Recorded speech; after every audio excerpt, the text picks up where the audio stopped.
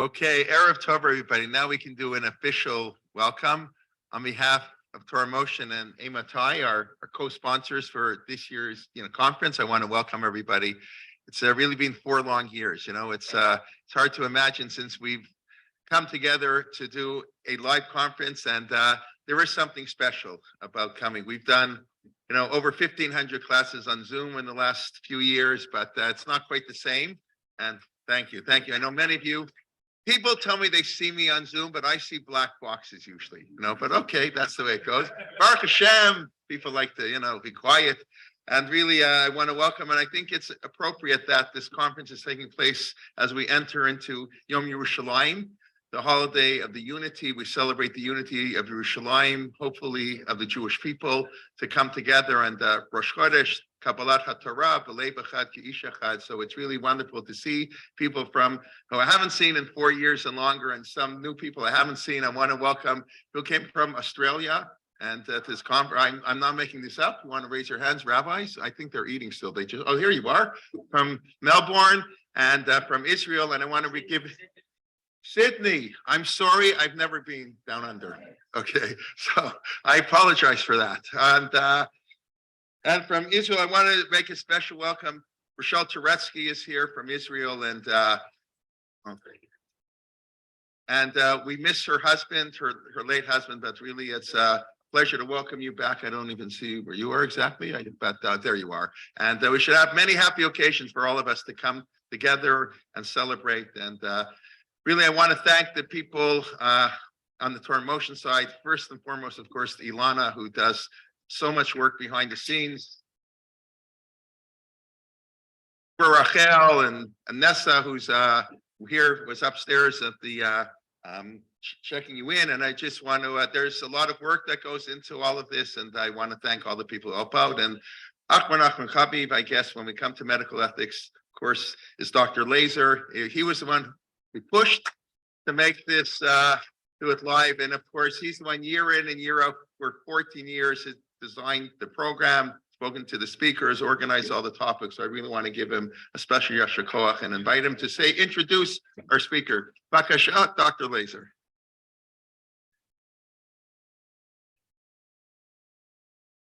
All right. Thank you very much, Jay. I want to echo the same sentiments, of course, that it's a pleasure to be here in person after several years of a little bit of a lapse. So really, kol hakavod to everybody for coming out. For some of you, it's very short. Furthest would be somewhere in the States, somewhere Sydney, Australia. Oh, quite these moments for sure. So I'm just thinking program this evening, but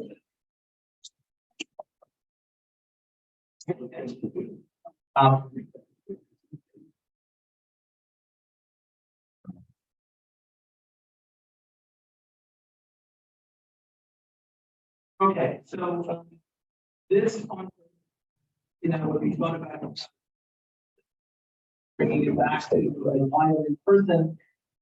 We started looking at different ideas, different topics, areas that we wanted to focus on.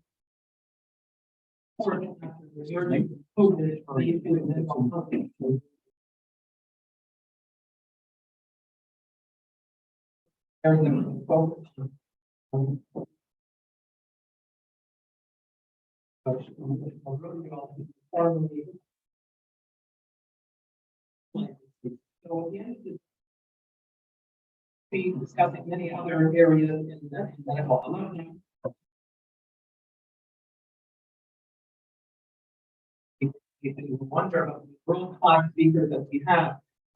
Again, I will introduce each one individually, but you have Hashem with us. Really the authors of the textbook. We have the authors of the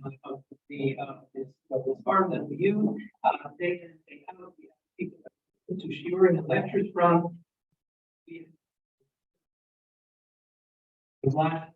Fresh from the beginning. It's really a pleasure also to bring on new faces as well. To talk about Brody, Dr. Shlomo is here, really wonderful set of If I may, just want to just point out just an idea and a thought as we go into our weekend. We all know that there are no coincidences in life, and sometimes one has to just look around at, as they say, at the Parsha. And this conference this week falls on Parshas Bamidbar, and the opening of Bamidbar, as we know, is the Sefer of Bamidbar as well. So I was intrigued by a thought from the Lubavitcher Rebbe, in keeping with many of the Hasidic ideas about the names of the Sfarim. And we know that in the names of the Sfarim that we have, if we just do a translation, they're generally speaking incorrect. Maybe perhaps we would say that Genesis is in fact Bereshis. That may be equivalent. But once you get to Shemos, Shemos is translated as Exodus. We know that that's not the case, and Vayikra and Leviticus, and certainly when it comes to Bamidbar. So the question really is, the translations are not important because we didn't make those translations, but what is the idea of these?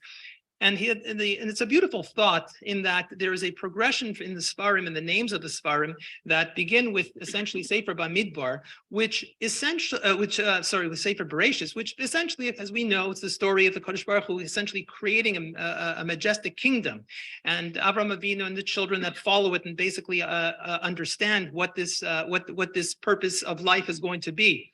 Moving on to Shemos, we have the understanding and the concept that we have individuals, that Eila Shemos Haboim B'Yisrael, we have individuals, but by the time they leave Shemos, we end up with a unity, we end up with a Klal Yisrael that goes into Vayikra. What's the purpose of Vayikra? It's not Leviticus, it's Hashem calls out. What does Hashem call us to for us to do? Hashem is calling us for us to be able to recognize Kedusha and to separate from Kedusha from Tuma and Tahara. That's what the focus of Sefer of Vayikra is. And finally, we come to Sefer Bamidbar. So Sefer Bamidbar in English is translated as numbers. However, again, the simple translation is Bamidbar, in the Midbar. Hashem expects us as members of the human race, and Klal Yisrael in particular, to take this Midbar and to transform it into something of an olam, of a world, something that is a functional entity, that a Kodesh Baruch Hu, that we become partners with a Kadosh Baruch Hu. We, everyone, whatever the field is.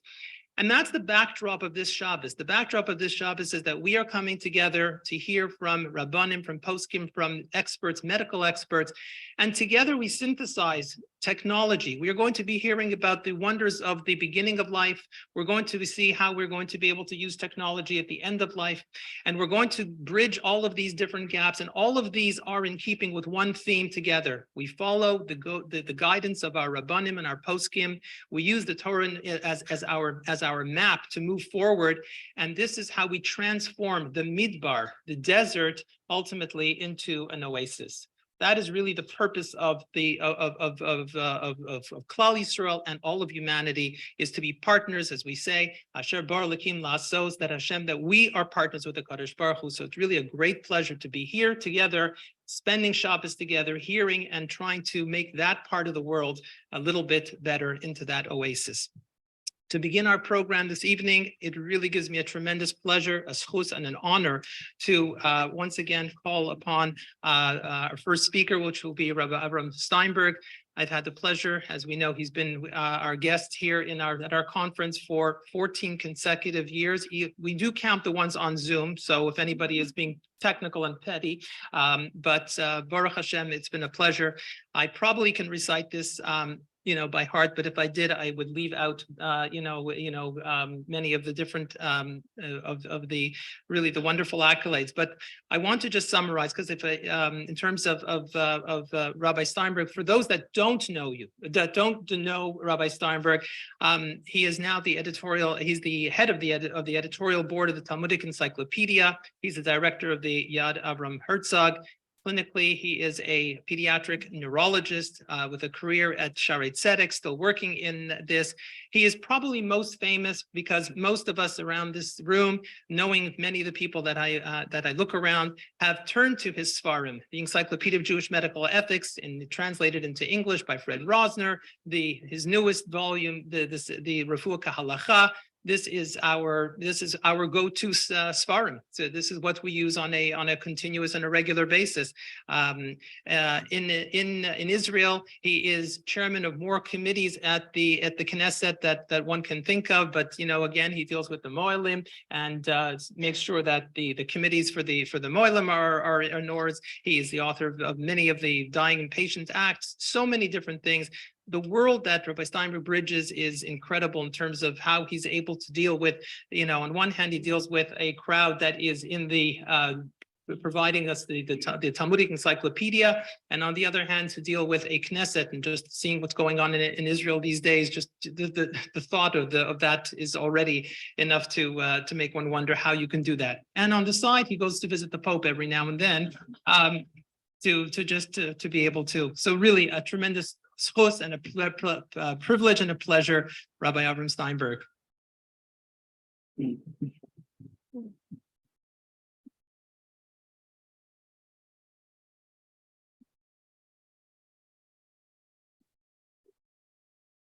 It's here.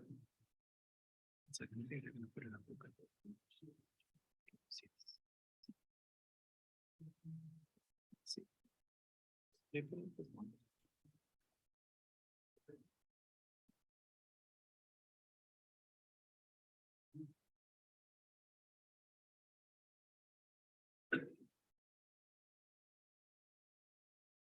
Okay, but by the time we'll fix it, the eulogies become longer and longer, unfortunately.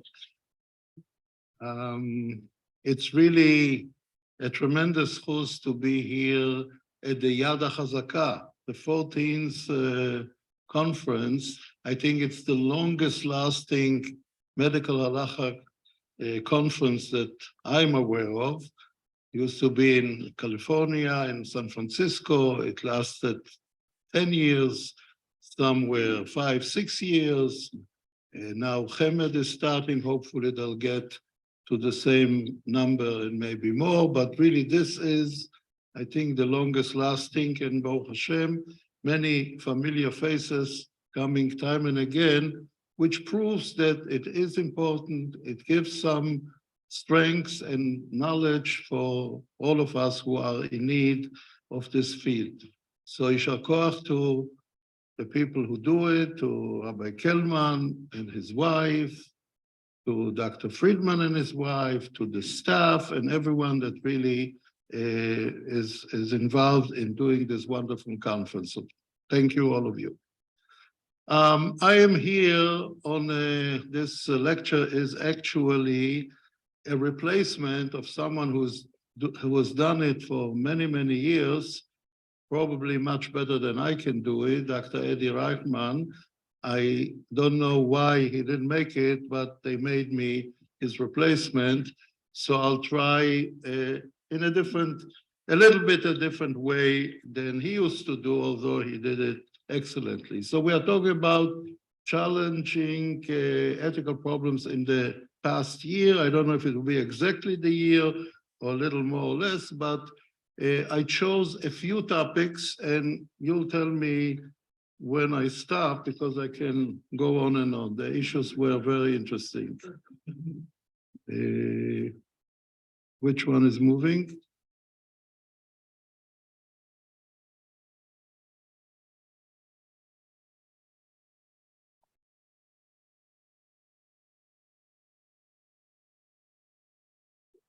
Can you advance the slide? It's easier if I can do it. It will save time.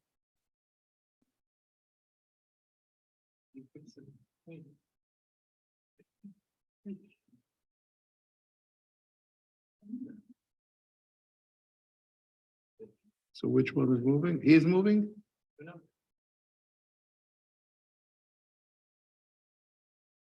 Okay, let's start. So the first topic I want to tell about is the story of the Yemenite, the deceased children. And the story is,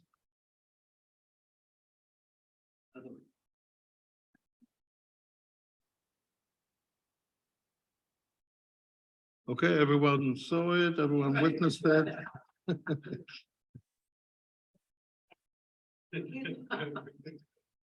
Okay. So the story of the what's called the Yemenite children, although they were not only Yemenite, there were other nationalities. In the early 50s in Israel, there was a terrible weather and the conditions were very poor.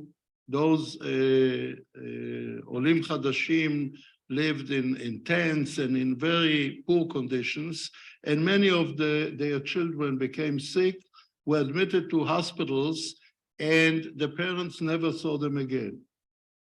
And it's roughly around 300 such infants who supposedly, according to the health authorities, died of pneumonia, of some other infectious disease, and the authorities told the parents that they were buried in several cemeteries. The parents never saw them while alive, never saw them when they died, and never saw their burial. And they were only notified post factum that this is what happened. Those parents and their families did not believe to this story. They thought and claimed that these children were taken for adoption, and remember, was very close to the Holocaust. There were many sterile couples who couldn't have children of their own. Some made it okay financially, and supposedly it was for the benefit of those children that they'll be raised in a family that has means, and they'll be their children who themselves couldn't have children, and that was their theory of what happened. There were several official investigating committees who couldn't reach a final conclusion whether indeed the babies died legitimately and were buried legitimately or just disappeared. In 1918, a suggestion for legislation was proposed. One of the members of Knesset herself, a sister of one of the Yemenite children, she wanted, since now there are the advantages of DNA, to go to the burial sites to take out a skeleton or whatever was left that's 50, 60 years later, and when they were infants, no one knew what will be found, but if a bone will be found or a tooth, they can extract DNA, compare it to the family, and verify whether indeed this is their baby. That presented, next please. No, next.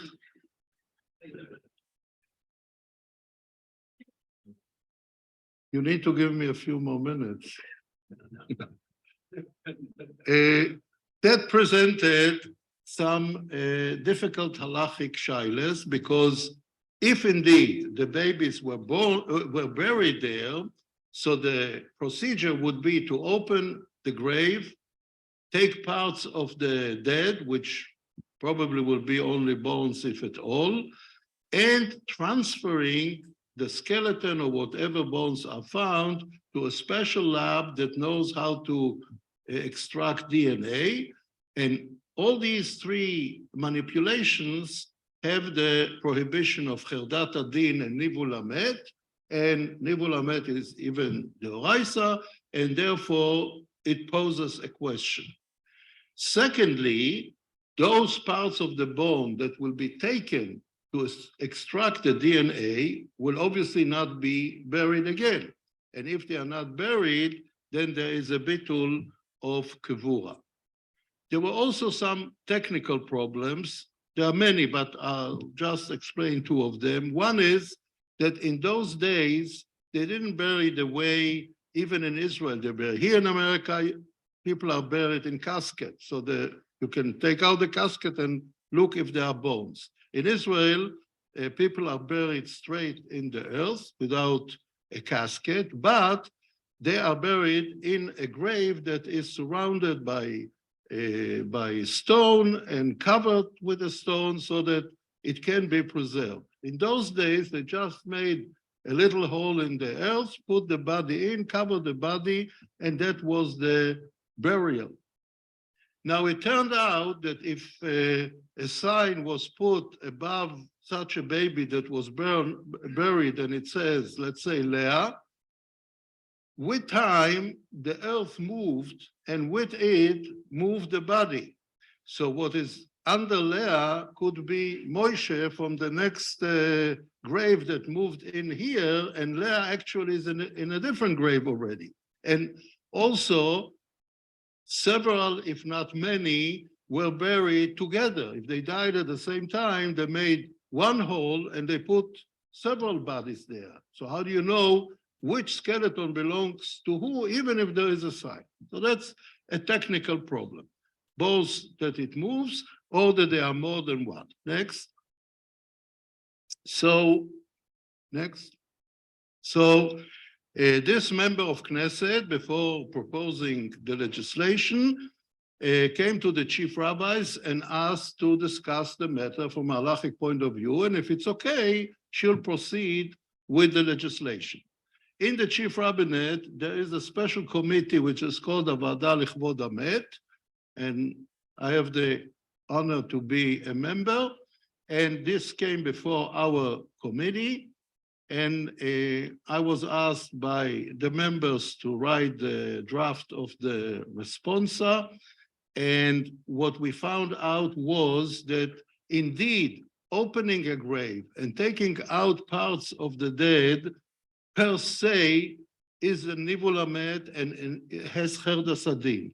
However, if it is done for a purpose which is either significant to the dead himself or for someone else that the dead would be interested in helping by opening the grave and taking him out, then there is no cherdat hadin or nivul hamet. And in the halachic sources, there are several examples, one of which is, let's say, there is a new road being built there, and they want to cover the grave, so no one will find the grave anymore. So it's permissible to take out the remains and move them to another place so that the road will not disturb. Or if a spouse, if a woman is left after her husband died, and we are not sure if this was her husband or not. So she's an aguna, because until we know for sure that he died, she can't remarry. So it's permissible to take out the remains and check if he is indeed her husband and free her from the aguna. And there are many similar examples. And our feeling was, and later we found that there were some tshuvas about it as well, that to identify the dead and making sure that he is he, whoever is buried there, and to put up a proper matzeva, and to say Kaddish after him, and to come and visit him, these are important things for the covet, for the honor of the dead, which overrides the nivul hamet by trying to find this out. So therefore, our decision was that that would be permissible for this purpose. And later we found that handwritten tshuva by Avad Yosef came out with the same conclusions. As to the DNA, we discussed it with the anthropologist who was supposed to do the digging and the testing. He needed only 2 grams of a bone in order to extract the DNA. 2 grams of a bone is less than a kezayit, and less a kezayit is not mechuyav for burial. So therefore, even if we'll take out the skeleton, we'll take out 2 grams from the bone, and we'll return the rest of the skeleton without these 2 grams, these 2 grams are not mechuyav b'kfura because they are less than a kezayis. So based on the heter that we published, there was a legislation done, and now by law, there needs to be a court order, and there are a lot of details on it. It doesn't matter at the moment, but it can be done. And what happened indeed, next please. What happened indeed, that there are currently 2 cases that have been already done or are in a process of being done according to this law. Case number 1, they opened the grave and they found almost the entire skeleton under the sign which said, let's say, Leah. We were not sure that this was the real Leah, but a full skeleton was found. Remember, it's an infant around 1 year old, after 70 years, buried in a very superficial level of earth, and the full skeleton was found. They took the skeleton to Machon Abu Kabir, where they have a special lab. They took a small piece from the skull, and they were able to extract the DNA. There was later a debate, why take out the whole skeleton if you can take only a small piece from the bone, but the reason was it was the first time done, and they didn't know if they can extract really from such a small amount the DNA. From now on, probably they will not need to take the whole skeleton out. And this baby, if it was the baby under the name that was there, his mother was still alive, 90-some-old year, totally demented, and we needed a DNA sample from her, but she couldn't consent because she was totally demented. So it went to the courts to get a court order to allow to take a sample for the DNA, and it was found a full match. This was, after 70 years, the baby of this mother, of this family, that indeed died in the 50s and was buried as the health authorities said. Following this case, next one, they went to another cemetery and they opened another grave, but what they found there was that under the name where they exposed the grave was most of a skeleton, but adjacent to it was part of another skeleton. Now, who is the right skeleton for the family who wants the identification? And not only this, but in the surrounding of this grave were 6 other graves. So in total, there were 8 skeletons around this sign that said, this is Leah or this is Moshe. But directly under the sign was a skeleton and part of another skeleton.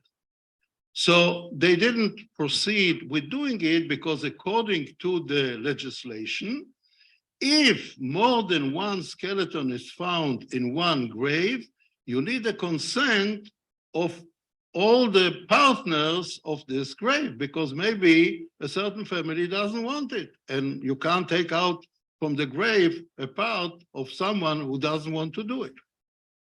So the family that was interested, and the majority of the skeleton was supposedly belonging to this family, they said, we don't care about the others. We give consent to do this, and since this is the majority of the skeleton under the sign, this is the one that you should test.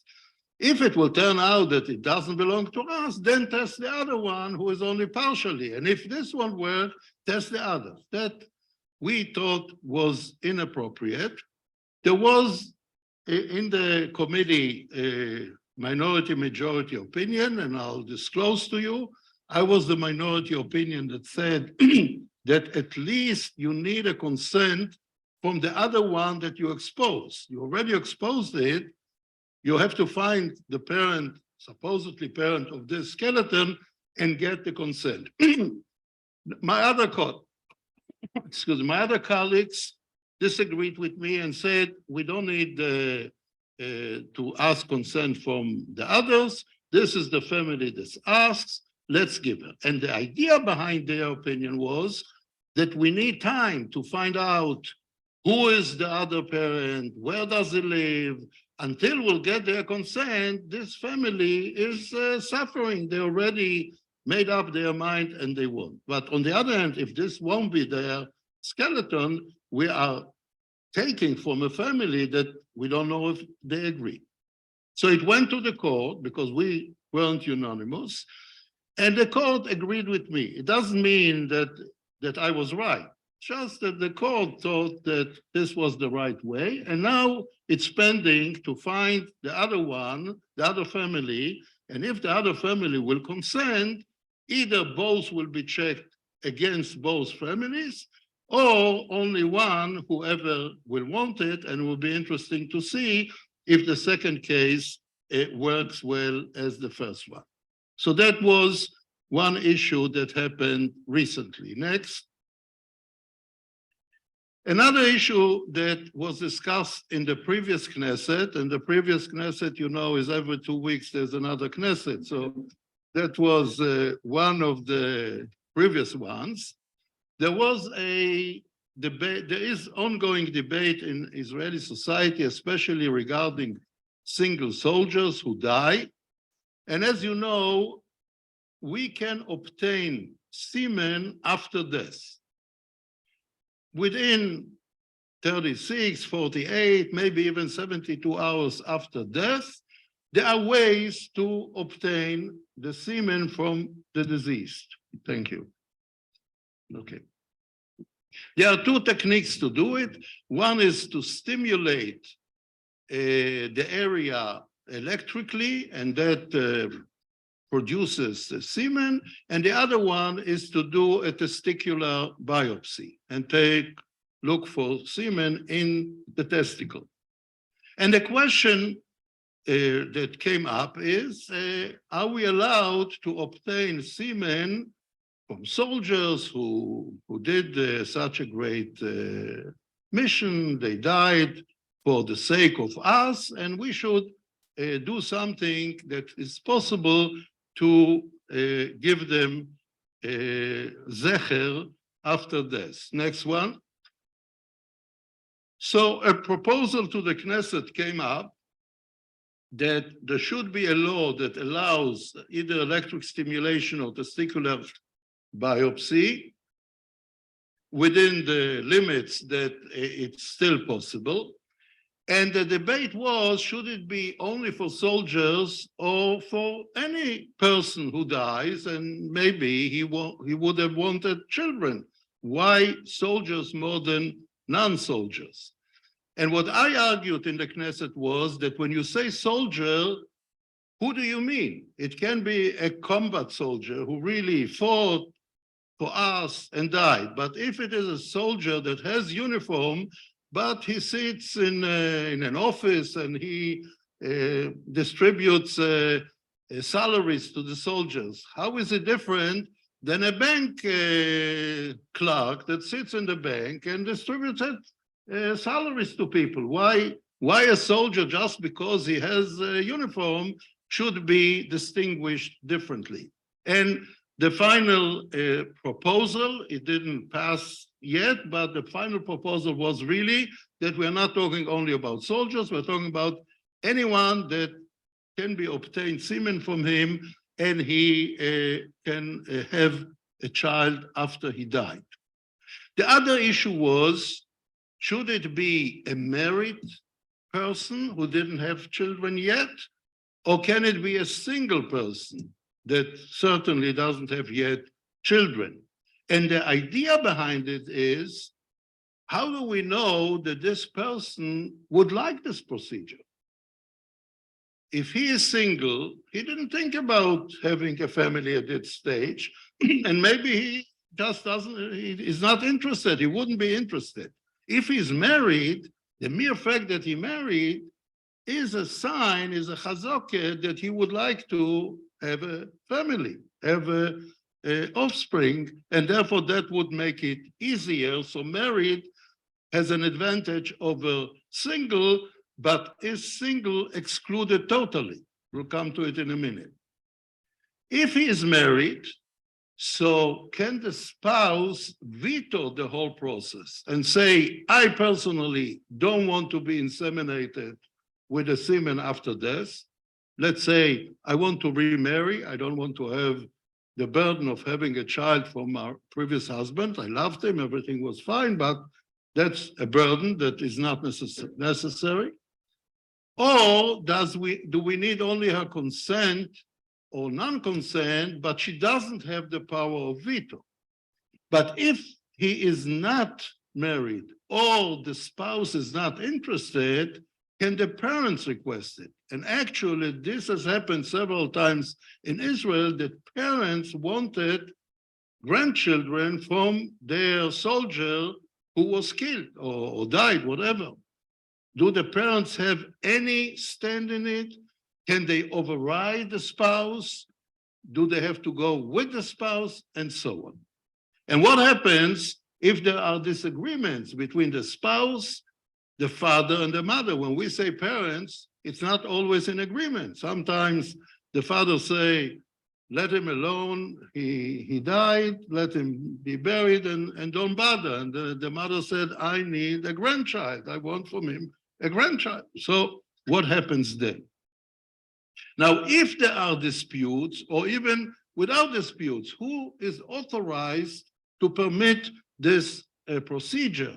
Is it a court or is it a public committee? How do we go about it? And another issue is, what will be the status of the newborn?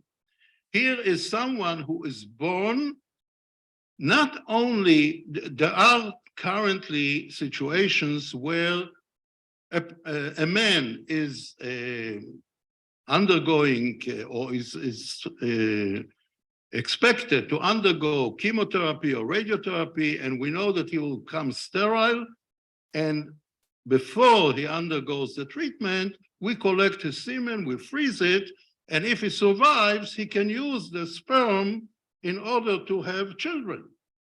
So sometimes we use sperm from a person who died, but at least the sperm was obtained with his consent before he died. Here, he doesn't know anything about it. He died without having any knowledge that it's even possible or that he's interested or not interested. And we take out his sperm after he died, and the sperm came into the world after he died. Is there a definition of fatherhood in such a situation? Is the child a legitimate son of this deceased father? For instance, for inheritance questions. If the parents have several children and he is one of them that died, and now his grandson replaces his place, can he be part of the division of the inheritance of his great-parent, of his grandparents? Anyway, many complicated situations. So the proposal in the Knesset was that it will be not allowed to obtain sperm from a deceased person, and not necessarily a soldier, unless there is an a priori consent that he would like it to be. Except if the person is married and the spouse is interested. So the parents have no status at all. They can't ask for it if we don't know that their son was interested in it. The spouse is allowed to do it. And if the person himself wrote a consent, then you can take it from him, and then we can solve all the other problems. For instance, he can write in his consent that the one to decide if yes or not to take sperm is his mother. So even if the father disagrees, the mother has the authority to do it. Or he can say, even if he's married, I rely on my mother more than on my wife, and whatever she will say, that is what should be done, or whatever combination we can think of.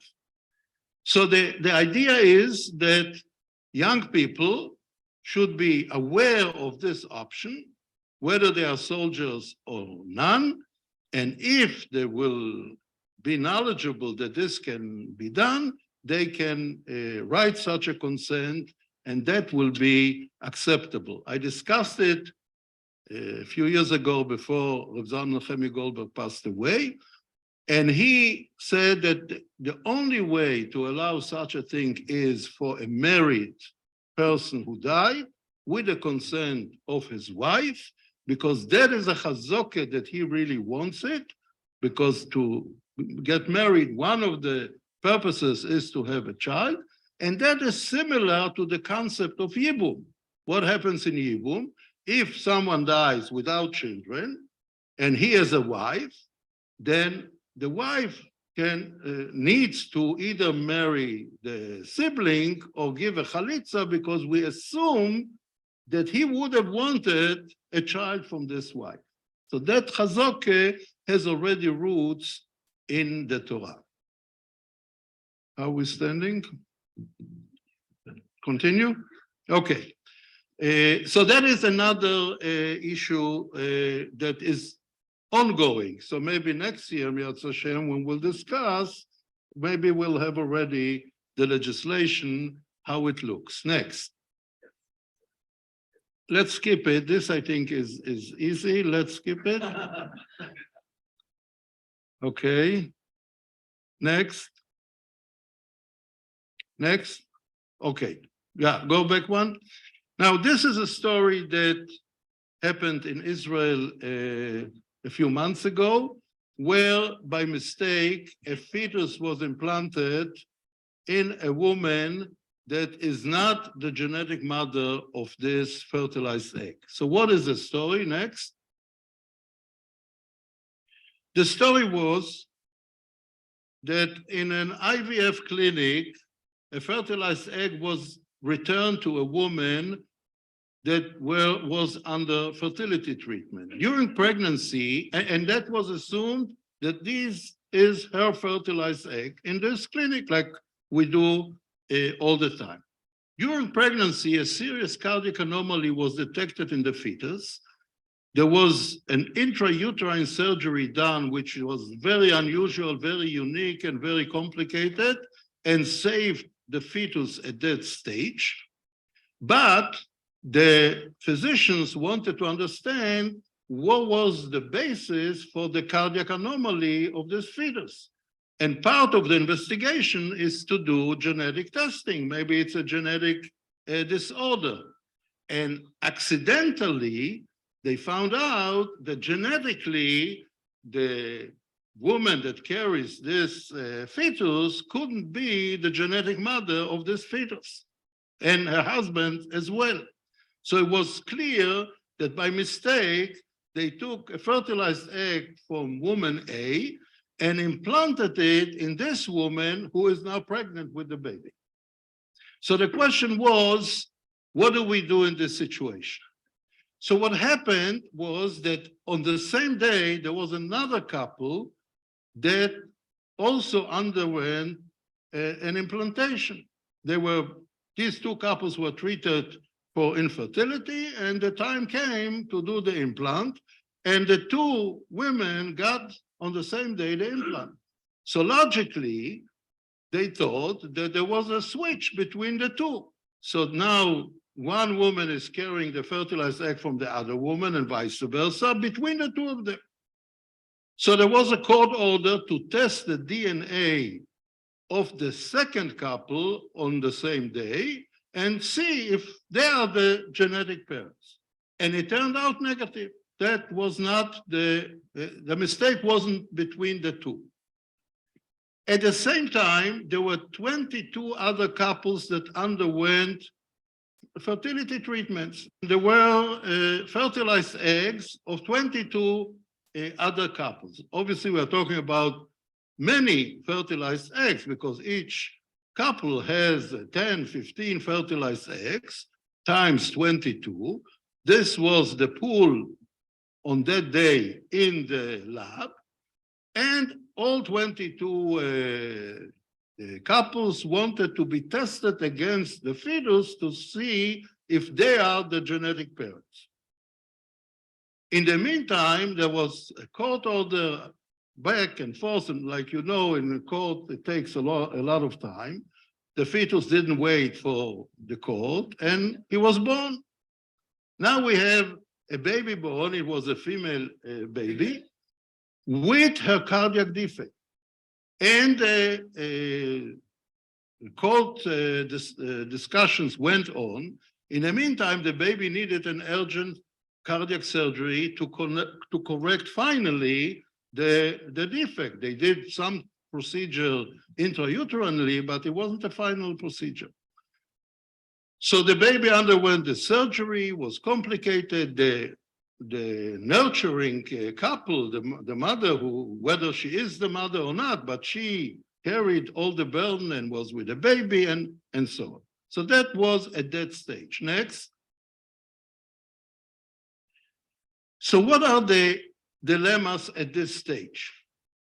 One is, should the mistake have been revealed at all? The lab found out incidentally. They didn't look for the question whether this baby, this fetus, I'm talking about the fetal stage, whether this fetus really belongs to the mother. There was no suspicion that it doesn't belong. They found incidentally this situation.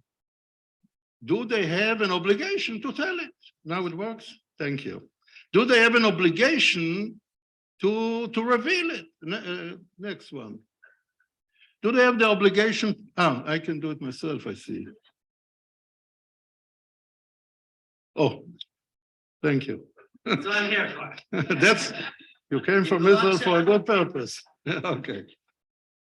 Now, a similar, although not identical, condition was discussed by many of the poskim, and that is when, incidentally, by genetic testing, one can find that the alleged parents are not the parents of this child. There's a child who has a genetic problem, and when it's being tested, the mother, the father couldn't be the father of this child. So if this is being revealed, not only will there be a major Shlom Bayit issue, but the child will be a mamzer, which is a defect that can never be corrected. So many of the poskim, Shlomo Zalman, Rabbi Yosef, and others say, don't tell. You found an incidental finding that can cause such a tragedy, just don't tell. And we had such 2 or 3 incidents that I was involved in, and we decided not to tell. So the husband lives well because he thinks it's his son, and the woman, whatever regret she has, and the child will never be known as a mamzer. And kivan shenitma, nitma, and that's one way to get out of it. Should it be the same here? The answer is, first of all, they didn't behave this way. They didn't ask anyone, and they told the story. I mean, the lab people. But it's more complicated than the story that I told. I don't want to go into it further because the fact is that it was told. Now we come to the question, who is the mother? We know now for sure that this woman who delivered the baby is not the genetic mother, but she certainly is the nurturing mother, the surrogate mother. So who is the mother of this child? So this girl has her mother who gave birth to her and has an unknown woman who is her genetic mother.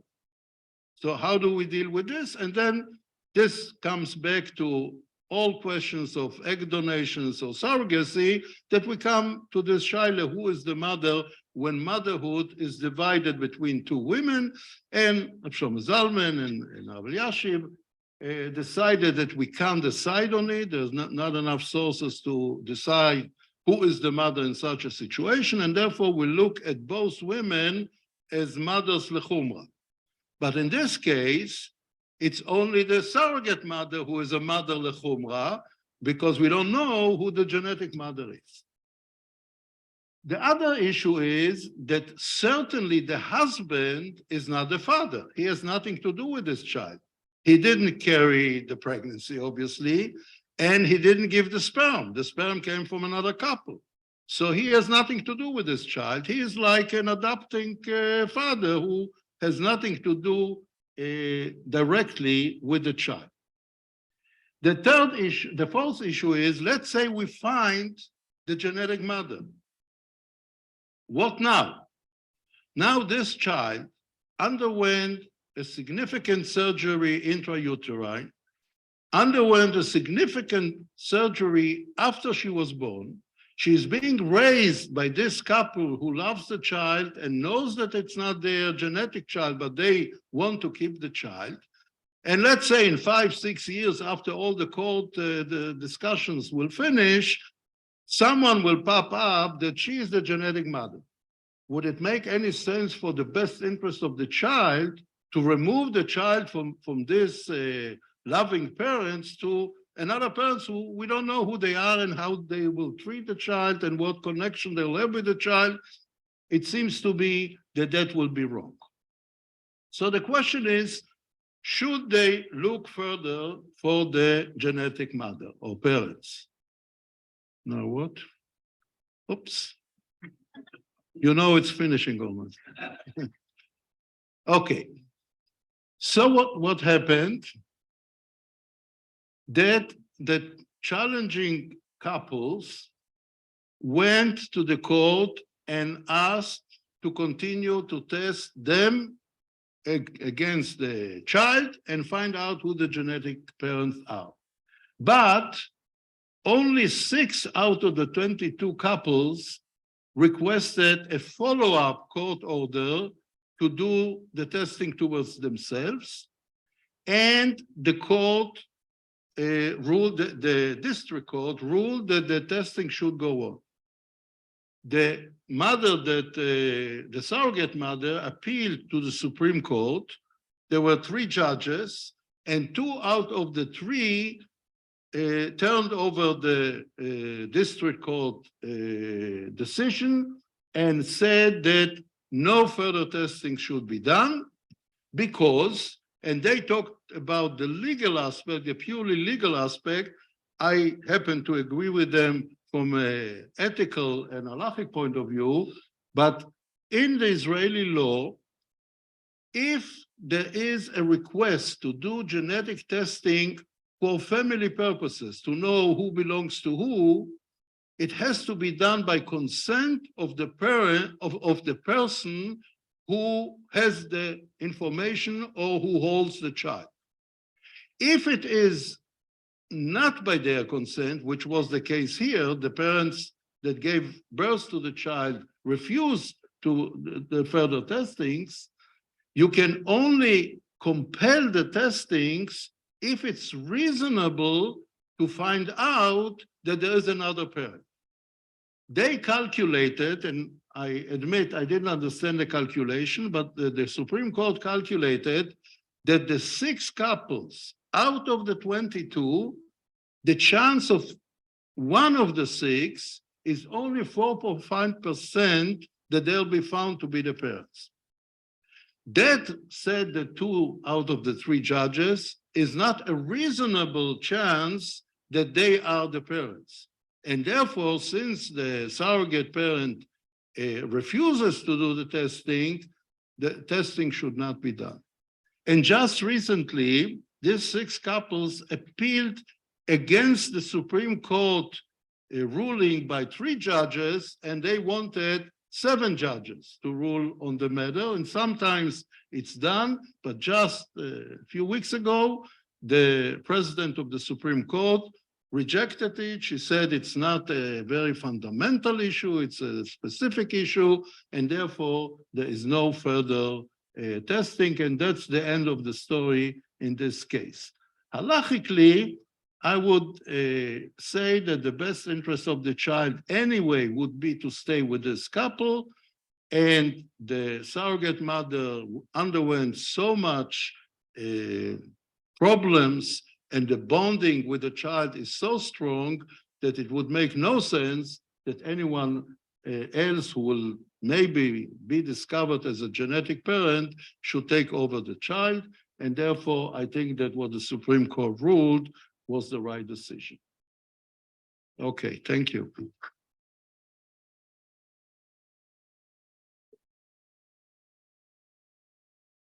We'll take 2 questions.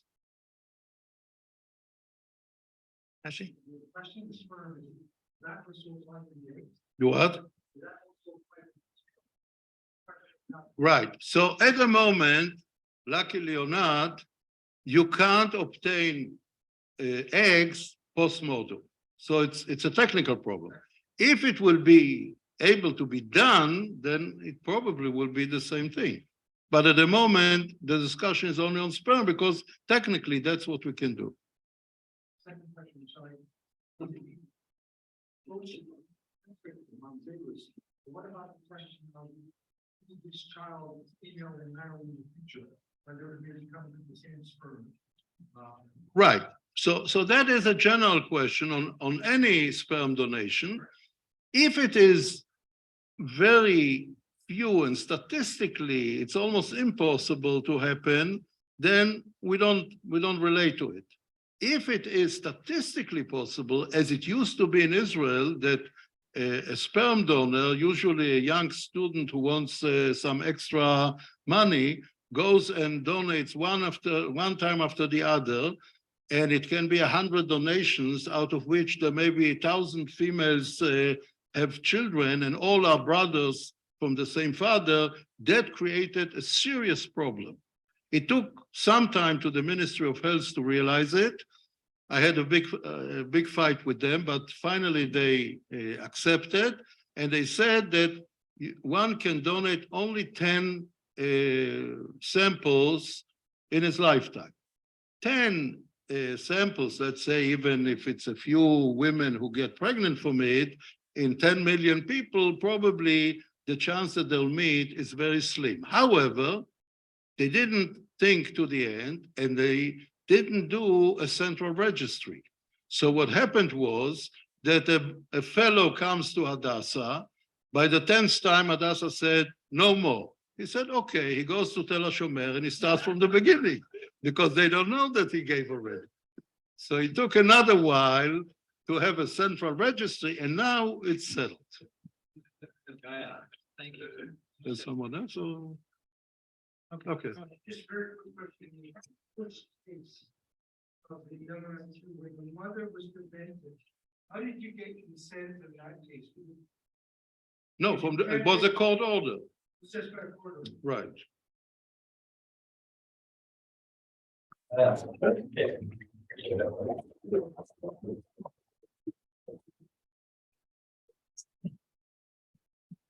Thank you very much, Rabbi Steinberg. I will tell Eddie Reitman that he has work. Our next speaker is going to be Rabbi Dr. Aaron Glatt. I'm going to basically tell you a story. I was listening to a shir, so I apologize. I was listening to a shir before Pesach, and I heard a wonderful introduction, so I'm going to use that introduction. And the person introducing Rabbi Glatt basically said, Rabbi Glatt, you think you're doing Klal Yisrael any good services these days? He said, the Gemara tells us that ultimately that when we come one day to our day of reckoning, Kadosh Baruch Hu is going to ask us, we're going to learn. Did you set time to learn? Did you set time to think? And people are going to have excuses. So Kadosh Baruch Hu is going to answer, there was nobody poorer than Hillel. You had to go to make a parnasa. There was nobody poorer than Hillel, and he was able to learn. There was nobody more wealthy than Rabbi Yehuda, a Nasi. No worries from that point of view. And the Gemara continues with multiple ones. So the speaker turned to Rabbi Glatt. He said, Rabbi Glatt, what are you doing to us? For those that know you, Rabbi Glatt wears multiple hats as well. He is the Rav of the Shul. He was our Saturday night live for a few years of the horrors of COVID, was running and helping Klal Yisrael. In particular, and as in his capacities and in these two worlds, he brings forth wisdom. I've heard him he's been a speaker here at our conference over the many years. He is now the chairman of medicine. He has authored and written many papers, books, chapters, and above all, it's a pleasure really to be able to have him here. Anybody that has worked with him and that has seen him at conferences, he's approachable, can ask shilas, and it's really just a wonderful opportunity to welcome you. Rabbi Glatt is going to speak to us about that word that we don't like to talk about, but it would be good to do a post-mortem on this issue of COVID, and I can't think of a better person than Rabbi Glatt to address us. Rabbi Glatt.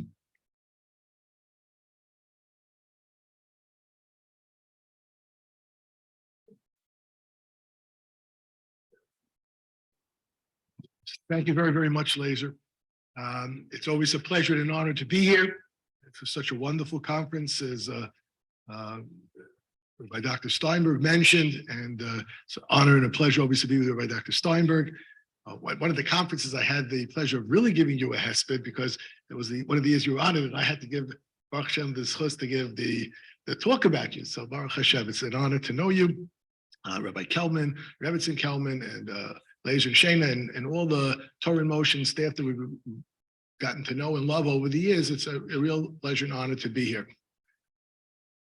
This is the first and only slide that I really have, because I thought I would do this more as not as a PowerPoint, but to really give you both a personal perspective as well as a medical and halachic and Klal Yisrael perspective of the Gehenim that we were zochet to have for whatever the reason. That's well above my pay grade.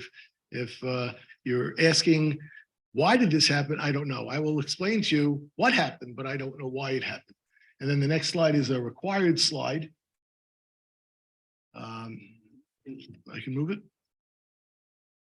Okay, which is just to tell you who I am and the learning objectives, which are to talk a little bit about COVID, but as a sheer with medical halachic perspective.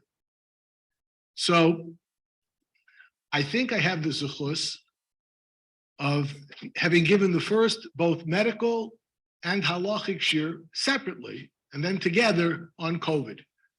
Because when I first heard about COVID in December of 19, as an infectious disease physician, it had a certain appeal.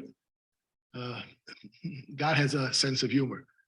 And I was very, very interested in it. And before there was a single case in the United States, since I'm the one who runs the Grand Round schedule, so I said, I knocked off a speaker in January of 2020 when there hadn't yet been a case in the United States, and I gave a medical Grand Rounds, zero halachic aspect, a pure infectious disease lecture to our hospital in January of 2020.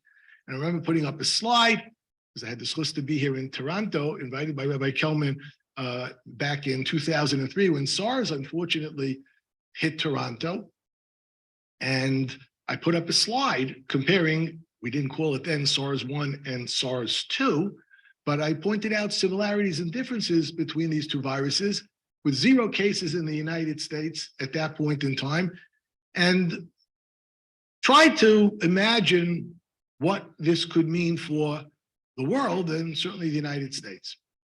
I might add very unsuccessfully as a Navi, because my slide said that MERS is so much more dangerous and SARS-1 was so much more dangerous than this SARS-2, which we didn't know much about yet. And I showed a lot of fancy mortality data from 3 weeks of a pandemic. And HaKadosh Baruch Hu, unfortunately, had a different plan than my Grand Rounds for what happened. Then, a few weeks later, when things were beginning to blossom across the world, so in my shul, I said this would be a great, we have a major shir every Shabbos between Mincha and Maariv. So I said, this sounds to me like it'd be a great halachic shir. And I gave, in February of 2020, again, I think we had zero cases at that point in time in our area, but there already had been a handful of cases in the United States. And I gave the halachic implications of this new novel coronavirus.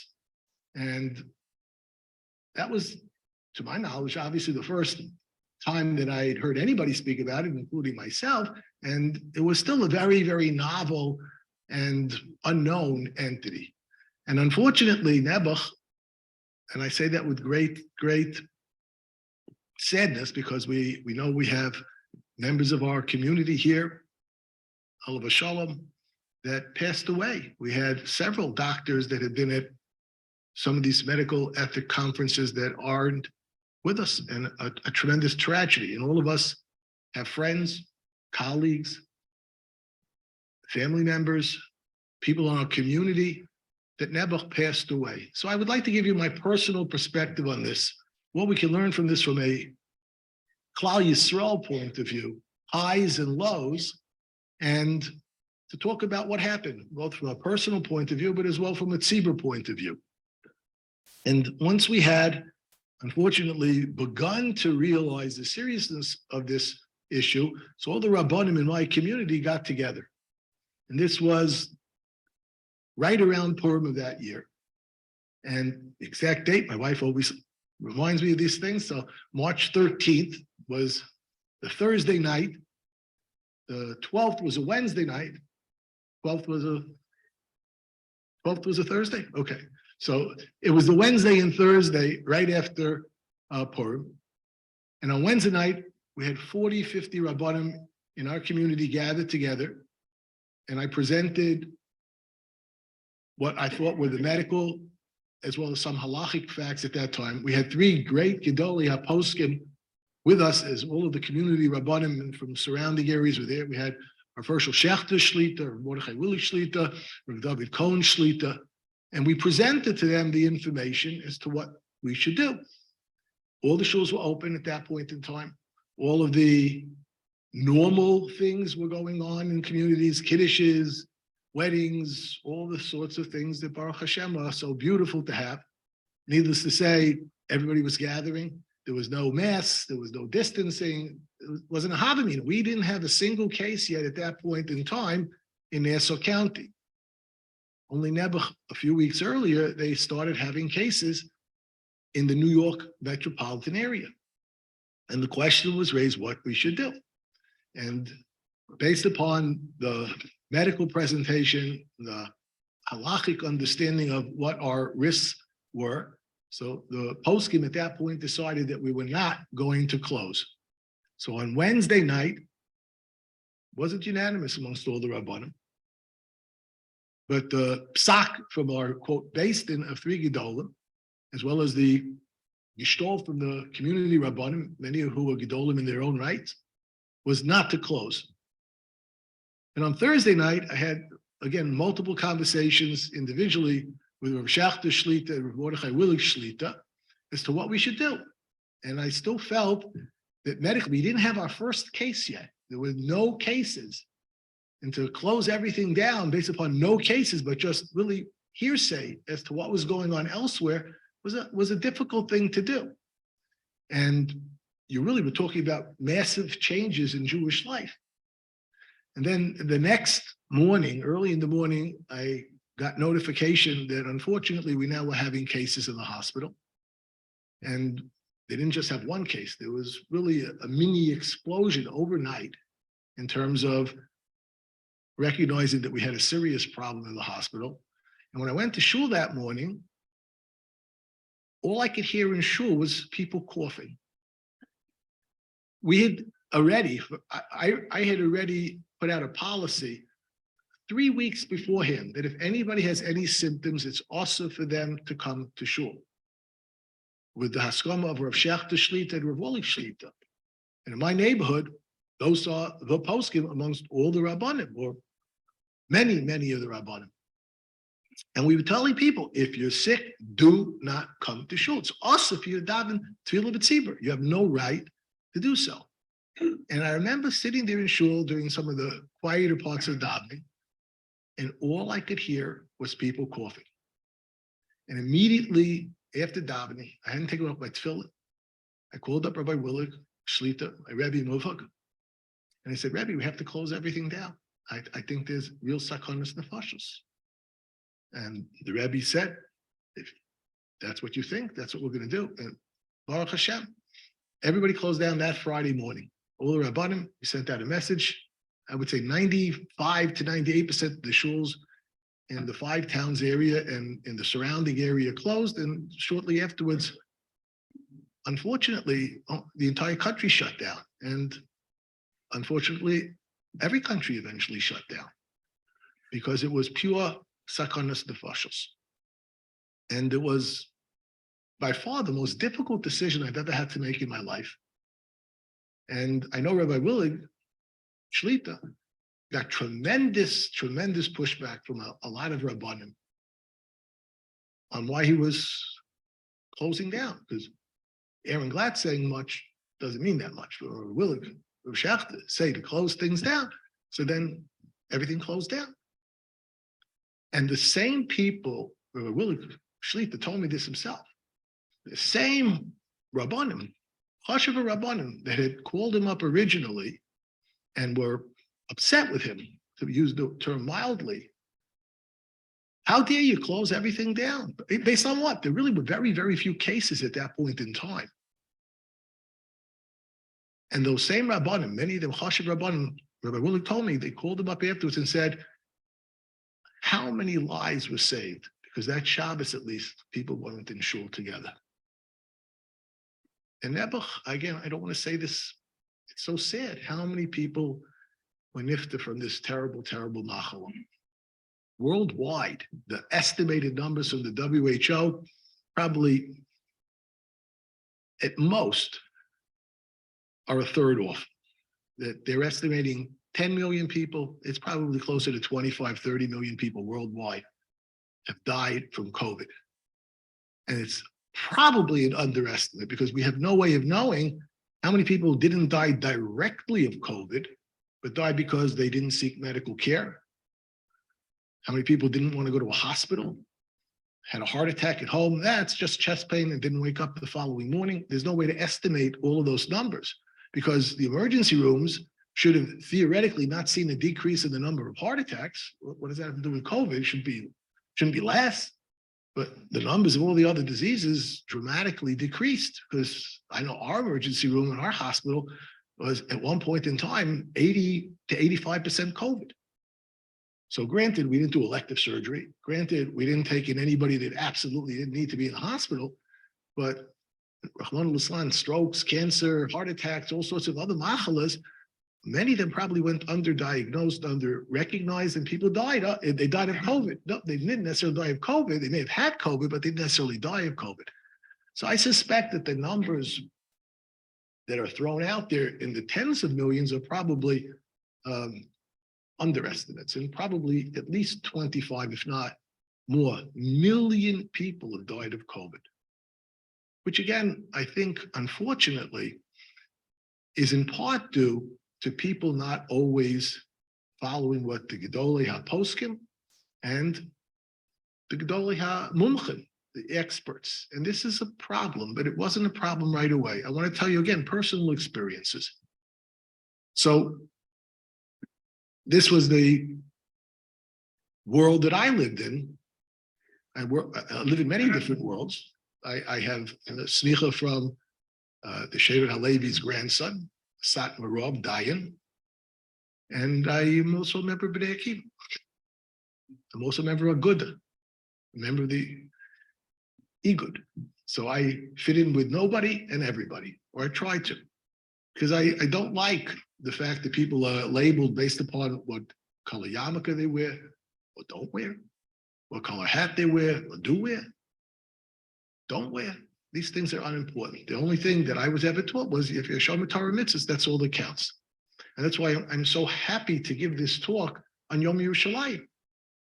Because Yom Yerushalayim is something that should connect the entire Jewish people. I had a conversation, had a share with Rabbi Brody, Shlita. He's on the Moetzes HaGedola of the Aguda. And we're talking about Eretz Yisrael. And he says, whatever your feelings about the Medina and whatever your feelings are about what's going on in Eretz Yisrael, HaKadosh Baruch Hu has allowed Medina Yisrael to exist and flourish, and the amount of Torah and the amount of Yiddishkeit spirituality because we have Medina Yisrael is unbelievable. So whatever your feelings are, you're going to say Taflin tomorrow, you're going to say hallowed with the bracha, without the bracha. Those are halachic arguments. But in your heart, every person has to have an understanding that what we have Yerushalayim again, something that the 2,000 years everybody says Lashon above Yerushalayim. We don't have the Yerushalayim that we want. We daven every day Yerushalayim Habenuyah, but at least we can go there. During COVID, one of the most heartfelt things that I personally felt was, for the first time in almost all of my life, you couldn't go to Eretz Yisrael. It was closed. I know what my parents, my Zaydas, my Babas, and their parents and Babas and Zaydas felt that it's just a dream. So for the first time in our lives, we couldn't go to Eretz Yisrael. And Baruch Hashem, we have children made Aliyah, I have grandchildren there, so we were able to get in on the next wave when first degree relatives were allowed to come in. But for many people, they couldn't visit Eretz Yisrael. It was tragedy of tragedies. So on Yom Yerushalayim, especially, I'm so happy to give this talk because at the beginning of COVID, there was an unbelievable unity. And I was happy to be a small part of getting the Aguda, the Lakewood Basin, the Moetzes, the RCA, the Igud HaRabbanim, the National Council of Young Israel, every major Jewish organization in the United States jointly put out, at least the first time in my life, a statement saying what Klal Yisrael had to do. And again, this was all of the Shomer Torah mitzvahs, quote, branches of Klal Yisrael. Roshech Shlita always says that that's why HaKadosh Baruch Hu made the Yam Suf split into 12, some say 13 paths, because each Shevet had its own path. And that's because there's not one way to get to the other side. There's not one way to serve HaKadosh Baruch Hu. There are many ways to serve HaKadosh Baruch Hu. Not that Reuven's way is better than Shimon's way, which is better than Yehuda's way, better than Don's way. Lots of different ways to get there. And all of these Orthodox groups, Baruch Hashem, were united. There were always people that didn't follow the advice of Gedolim. And that to me was the saddest part. We are a people that believe our Torah HaKdosha in Shulchan Aruch, it's passing. It's not just hashkafa. That we're supposed to follow the advice of Mumchim. If somebody who has knowledge says you're mechuyev to be mechal Shabbos, you're called the Chosid Shota. You're a Rotseach if you're not mechal Shabbos for Pikuach Nefashos. Nebuch, I know stories from Hatzolah and from personal experiences where people say, "No, I'm not going to the hospital Shabbos, just indigestion." And then they died of indigestion 2 hours later when they had a massive MI. And how many people said, I'm not going to fast on Yom Kippur? I know somebody once told me, I was in Auschwitz and I didn't eat on Yom Kippur. I ain't eating on Yom Kippur now. And then there's a famous, one of the Tosafis, that he didn't eat on one Yom Kippur. He didn't think he would die if he didn't eat on Yom Kippur. He died a short while afterwards. And the post can talk about him being held accountable for not doing what the halacha says. And the halacha says, if the Rofei Mumchim say you're mechuyev to be B'chal Shabbos, you're mechuyev to take this medication, unless you are an equally qualified Rofei Mumcha, you have to listen to the Rofei Mumcha. And that's the psak halacha. That's not just good medical advice. That's the halacha. And I had the zchus to speak to the Moetzes HaGedola, to present to them what the facts were on the ground with COVID. And I had the tremendous zchus to speak with the Novominsker Rebbe. It's so hard to say, Zatzal still at this point, he died about 6 weeks after I spoke with him of COVID. And I heard myself, this isn't Shmuel mipi ish mipi ish. I heard the Novominsker say to the Moetzes HaGedola that the Torah cannot be Megan, Shchicha Hezeka, the Torah cannot be Megan. What does that mean? When there is a high likelihood of danger, you cannot rely upon tefillah, you cannot rely upon the Torah to protect you. You must do what is right. You're wrong if you think, well, I can go to Minyan, I can go to my Seder, I can have the kollel stay open, I can have absolutely no change when shchicha hezeka, when it was unfortunately very, very likely that this would be trouble. I heard myself with my own ears, the Novominsker tell the other Gedolim on the Moetzes, we got to close down. Shchicha hezeka. And everybody listened. The Novominsker spoke. Everybody listened. And I will tell you that the Levaya, the greatest action that I think I have ever seen in my life from a Gadol, is when Nebuch the Novominsker died, short while later. You see the funerals of Gedolim, right? When Moshe Feinstein, I remember I was at Moshe Feinstein's Levaya. There were hundreds and hundreds and hundreds of thousands of people. Remember this, I was a third-year resident, and one of my co-residents lived on the Lower East Side. And he was somewhat involved in taking care of emotions. So he schlepped me along. And I'm so happy I went. You know, hundreds and hundreds of thousands of people with emotions Levi. I heard Rabbi Yosef's Levi in Eretz Yisrael, there were probably close to 1 million people at his Levi. How many people with the Novominska's Levi? The Novominska said, and I saw a picture, he said, it's also to come to my Levi. He told his son to tell everybody, nobody comes to my Levi, it's Bikuach Nefashos.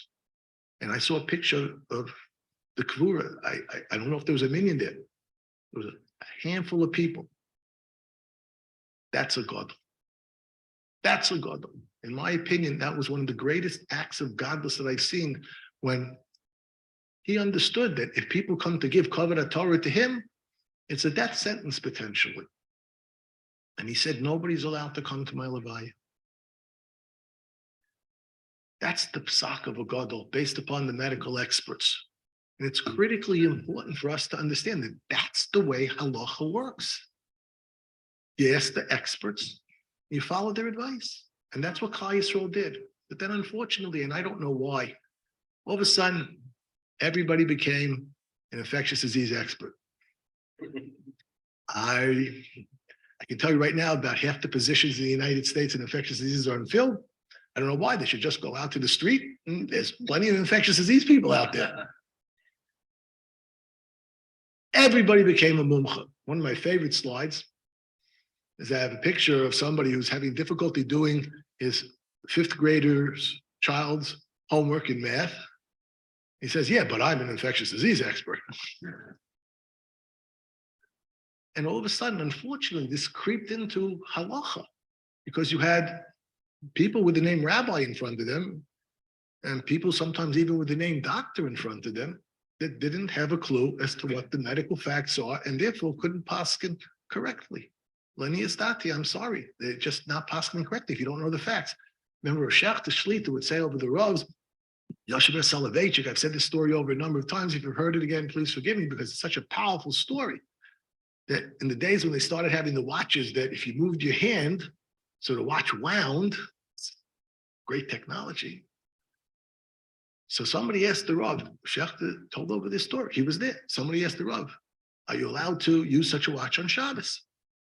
I remember the Shechter saying over the name of the Rav, I had the chus to meet the Rav on a couple of occasions. I was just a teenager, never had an idea of who he was at that time. I never learned it in him, but my Rabbein did. And Rav Shechter would say, the Rav said, the boys bring me a screwdriver. And the Rav took the watch apart. I asked Rav Shechter a couple of times, he never answered me. Did the Rav put it back together afterwards? I had a little chutzpah as a teenager. And the Rav looked at the mechanism. He said, how can I pass the shayla if I don't know the mechanism? I said, in Shulchan Aruch, it's a nevuah. You have to know what the facts are. And that is the way a gadol paskins. And unfortunately, during the Sfira time, between Pesach and Shavuos, things started to change. Unfortunately, we no longer could we had 2 joint announcements from all of those groups. And then afterwards, we couldn't get joint announcements. Everybody went on their own ways. And unfortunately, we lost that chance. I was absolutely convinced. I say this, I was absolutely convinced that Mashiach was coming. I said, what other purpose could HaKadosh Baruch Hu have for COVID other than to get all these groups together and be united? Vayichan ha'am achas ha'har. We're all together united. And I really, really, truly thought, I actually told it to somebody at that time. I was expecting to be written up next week in Mishpacha magazine, or, he predicted Mashiach was coming. Yeah. We hope and pray tomorrow still, Yom Yerushalayim. Wouldn't that be great if Mashiach came on Yom Yerushalayim? But unfortunately, this is where the unity of COVID unfortunately left us. And the most important thing I learned from that is humility. And we, as physicians, need to understand that. You know, I don't think one time that any of the infectious disease people, and I talk with a lot of infectious disease people, but in our system, we have people that are really mumchim. Plus, I know other people. I just had a conversation last week with Dr. Deborah Howry, who's the chief medical officer of the CDC. I did a fireside chat with her. And, we talked and we said, yeah, we don't know everything, but never at any point in time, to my knowledge, did any infectious disease person ever intentionally, maliciously, on purpose, do something wrong. We based each of us to the best of our abilities to follow what the facts said. And people sometimes are upset that facts change. In medicine, if you're practicing medicine the way you did 25 years ago, 35 years ago, 5 months ago, you're probably not being a very good doctor. And I remember again, many of you have heard me say this as well, that when I went to medical school, one of my Goyish professors said that I want you all, boys and girls all to know, it's mostly boys then, I want you boys and girls to know that 50% of what we teach you is wrong. And your job is to figure out which 50%. Very smart, very true. Facts change. Everything's an infectious disease now. An ulcer is now an infectious disease. Plaque formation is probably an infectious disease. There's a lot of stuff that we don't know what's going on, but we do the best that we can. And just to illustrate another point, and this is written down in Dr. Abraham's Sefer, in the Nishmas Avraham. Dr. Abraham, I had discussed to meet again on a number of occasions. God told me Yisrael. And he writes down in a Sefer a word from Shlomo Zalman. He was very, very close to Shlomo Zalman Zatzal. And he said, who should we paskin like? Should we paskin like the opinion of Shmuel, who's brought down that said that a person shouldn't do a lot of exercise? Shmuel's a Amora. And Shmuel said, don't do exercise because you only have a certain amount of steps, so to say, to take in your life, and let people carry you around. You'll live much longer because once you use up your steps, that's it. Or should we pass it like the Rambam? Rambam said, the Rambam's Rishon. Rambam's the Rambam, he's a Rishon. Although he does argue with Amoraim, usually an Amora trumps a Rishon. So what is the Rambam's position? The Shil has a Havia, do exercise. So Shlomo Zalman said, is quoted by the Nishmas Avraham. He says, you don't follow Amora versus Rishon in this situation, you follow the medical advice. And Shmuel was basing upon what they held in the academy of Nardoi, where he was the Goin, where he was the Rosh Yeshiva, and the Pumbedisa Journal of Medicine. So they held that exercise wasn't good. And the Rambam's already passing like the Cairo Journal of Medicine, but he said exercise is good. And if they change today, then you don't follow the Rambam, you don't follow Shmuel, you follow what the medical experts say, and that's how halacha is based. But with humility, the doctors have to understand, and that's something that never we realized we made mistakes all the time, never intentional. And the biggest mistake we probably make is not recognizing how important it was to have good understanding of how infectious this disease was and through which mechanisms it was infectious. And my great advice in January of 2020, don't come to shul if you're sick, was certainly correct, but incomplete. Because you're highly contagious in the days before you became symptomatic. If we'd only known that, we'd have closed the shuls back in January. We didn't know that. Can't fault anybody for not knowing that, but that's probably the single biggest mistake, the single most costly mistake that we made in not knowing, how could we know, the appropriate way that this illness is transmitted in the pre-symptomatic stage. And that led to many other things that unfortunately we wouldn't be successful with in terms of masking policies, which were sometimes, controversial to say the least. Now, I will tell you, there's not a shadow of evidence to suggest otherwise. Not even a minute to think that a N95 one probably doesn't work. It absolutely does. The problem with the general masking policies is A, most people don't wear an N95. Most people wear their surgical mask around their neck as a scarf and has zero value there, unless you happen to have a trach.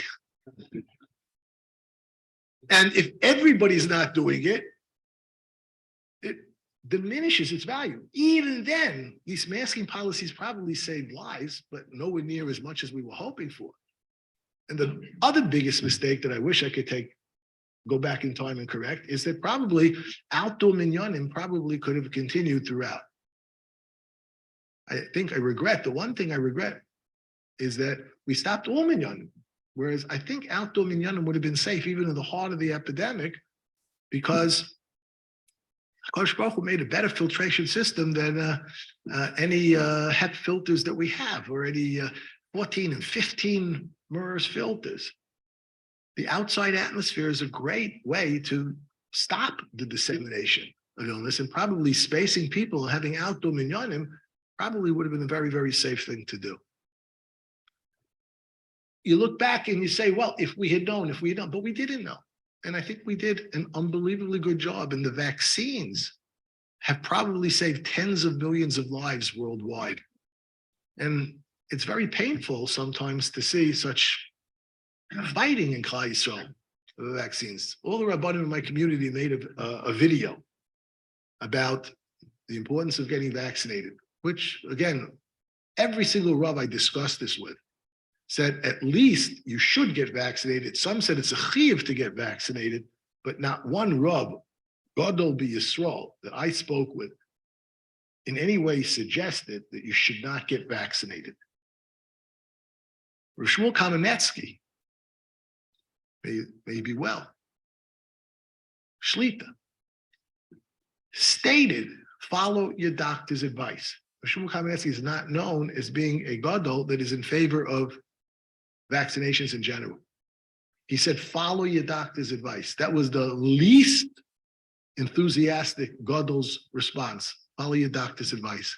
There's not one single infectious disease doctor in the United States, and I've asked on public, find one infectious disease doctor that doesn't recommend vaccination for COVID.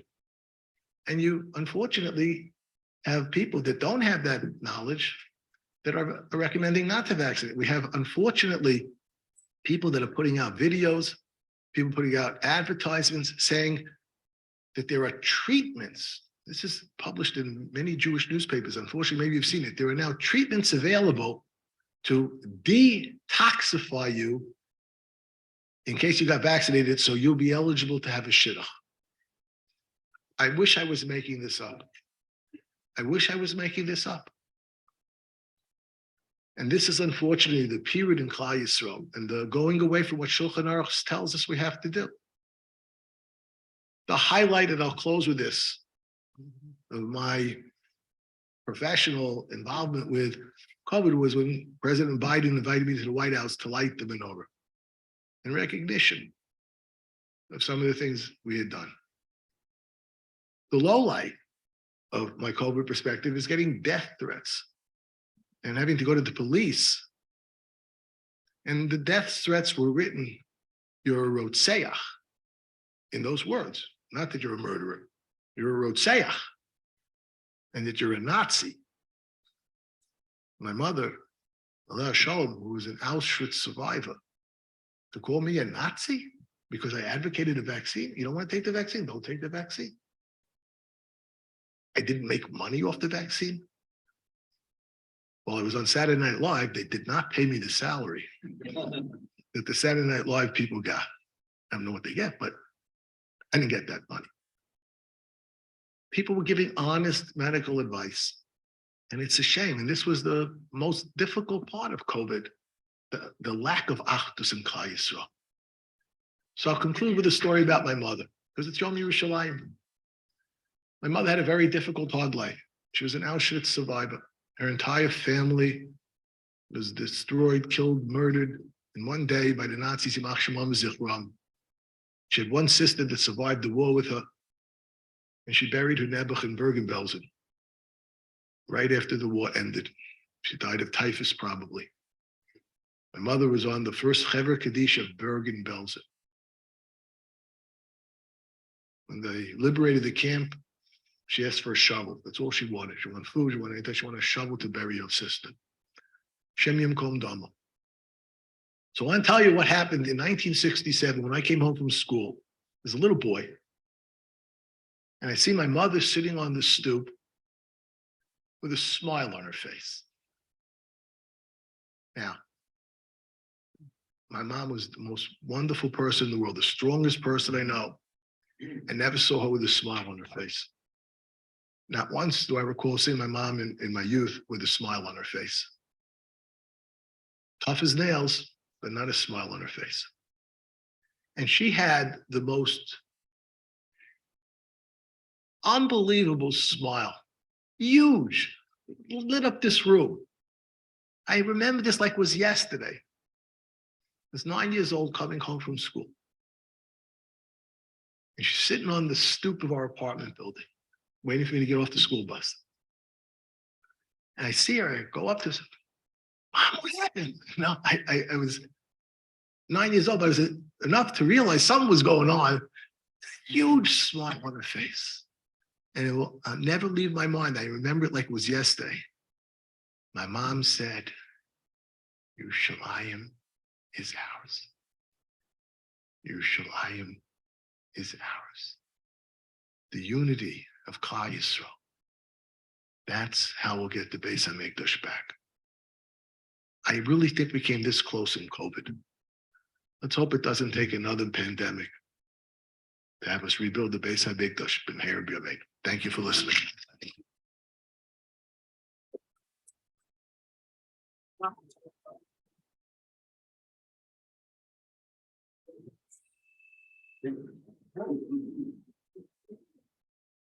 I think that was my mom. Don't talk about me. Test, can you hear me? Test.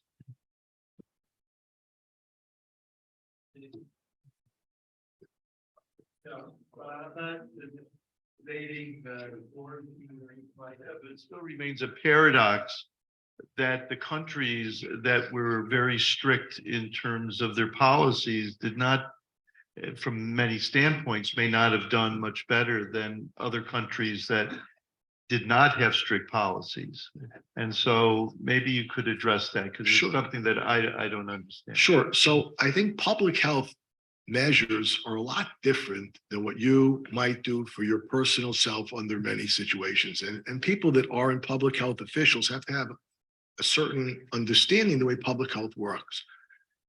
Every single baby born in the United States has to have drops put in their eyes to prevent them from getting ophthalmic gonorrhea. Now, in certain communities, not really much of a problem, Baruch Hashem. In other communities, it's a problem. But they put those drops in every baby's eyes because that's a good public health measure. And I tried very hard not to have those drops put into my first child when he was born.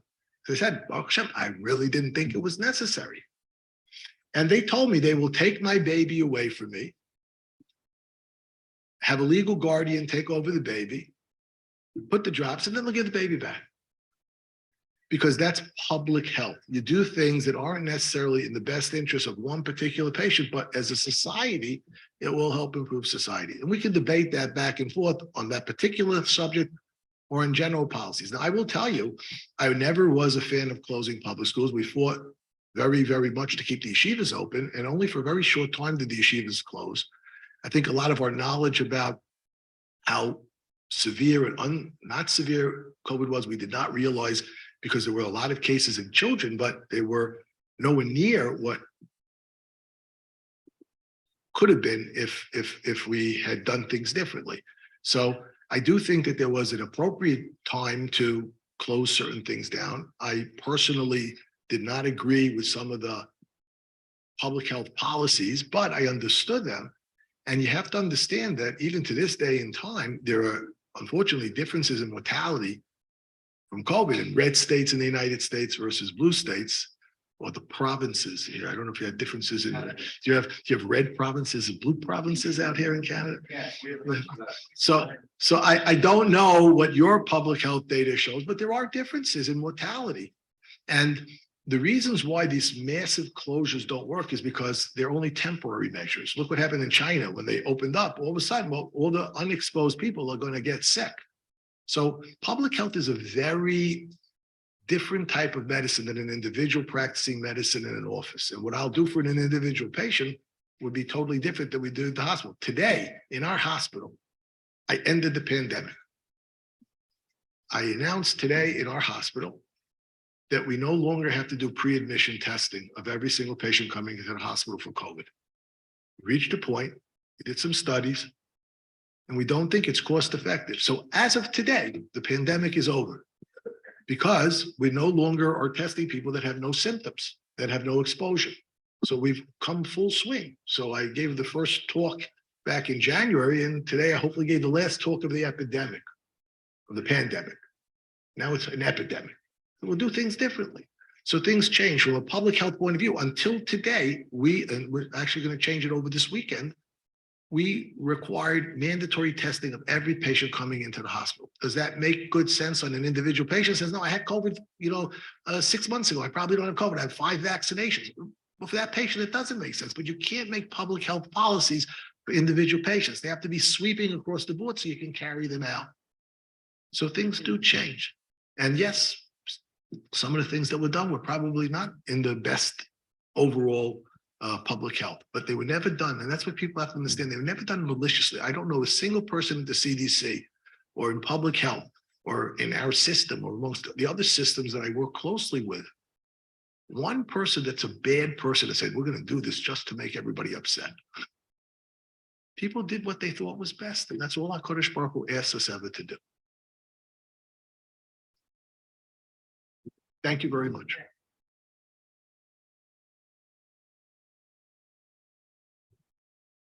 Thank you very much, Rabbi Glatt. Really appreciate the overview, and hopefully, as you said, this will be a distant memory. It really gives me great pleasure now to call upon our final speaker for the evening. That'll be Rabbi Shlomo Brody. Rabbi Shlomo Brody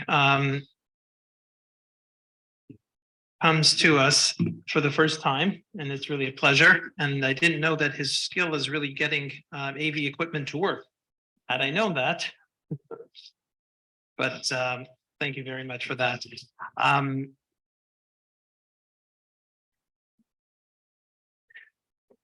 Rabbi Shlomo Brody is now the head of the executive director of the halachic organ of what used to be called the Halachic Organ Donor Society. I say that because now you're director of the MAID program, but for people that have been following, we have been talking about the HODS, the Halachic Organ Donations Donor Society, for many, many years here at our conferences. So you're stepping into something that has a new name, new branding, and we're all looking forward to being able to hear what this is all about. And you're taking over a legacy with Rabbi Tendler, of course, as leading the HODS Society. For those that may know that if you read the Jerusalem Post, you can always go through your halacha every day. You can read the Jerusalem Post and get words of wisdom.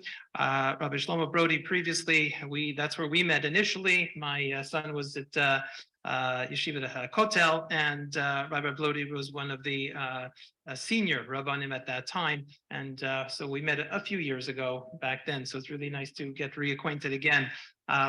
Extensively written up many places, and really a pleasure to have you join our conference. He's going to speak to us tonight about a topic which ironically is really Canadian made, no pun intended, or maybe pun intended, MAID and religious policy. This is a much bigger issue here in Canada, and I don't know how much it's going to be affecting the United States, but certainly this is something that we struggle with. We have had topics, and we've spoken about this in the past, but I think it would be really wonderful to hear your thoughts on this. Rabbi Brody. Right. We get the PowerPoint up with no, I don't know how to do this. Oh, very good. Okay, so it's an honor and pleasure to be here, and thank you to Dr. Friedman, to the Kelmans. It's an honor and pleasure also to be here with Rabbi Professor Steinberg and Rabbi Glatt. We're members of MAID's Rabbinic Advisory Committee, and I really actually like the fact that we have. So I got the batteries now. It doesn't work for me. Angle. Okay, so not this slide, the next one. I think every pulpit rabbi should have to do this before their drasha. Imagine every Shabbos. If you told the rabbis, make sure your drasha has an objective, and only one or two, and that's it. I actually think it's doing much better. I'm just pointing that out as an aside. I'm not a pulpit rabbi, so I can say that. But here are our objectives tonight. Is the sound working okay, by the way? You can hear me in the back? You're sure? Too loud. I'll tell you my issue. Every time I speak in public, I have this ongoing nightmare. There are variations, but it goes something like this. I'm 3 minutes in. Someone in the back row says, we can't hear you. Someone in the front row says, I can. Do you want to switch? So you can hear me, right? And if I see you guys get up and move, I'm going to be insulted. Okay. So with enough jokes, let's talk about euthanasia. Yeah, all right. So in Israel, we call it a mavar chad. When we go from a serious topic, talking about the Eurovision, mavar chad, here's a mavar chad. So MAID stands for medical assistance in dying. It is the euphemism, in my mind, for what we used to call euthanasia and or physician-assisted suicide. And it's not only in Canada, of course, where this is going on, many states in Australia, New Zealand, Belgium, Netherlands, a few other places. But I want to focus on MAID in Canada because I think medical care and end-of-life care in the West is undergoing a radical change. And we have to be aware of this as citizens and as Jews. And unfortunately, we're not aware of it enough.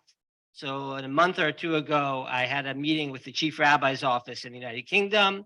And I said to not with the chief rabbi himself, he knows about the meeting, but others, I said to them, Rabbi, you don't understand, but euthanasia is on its way in the UK. It's going to radically change what's available. And he said, no, it's been proposed before. It's come up, it always fails in Parliament. I said to you, I promise you. And I called up the chief rabbi's medical advisor, Professor David Katz. I said to him, David, you got to get them on this. This is serious. And if they don't believe you, look at what's going on in Canada. Okay. Now, MAID, these are the rules in general. And I say 18 years of age and older, although, as the doctors who know, that's a little bit being fidgeted right now, maybe a little bit of a mature minor as well. It has to be from a person who has capacity to make healthcare decisions. They must provide informed consent. They have to be eligible. I mean, we don't want to have tourists coming here for this.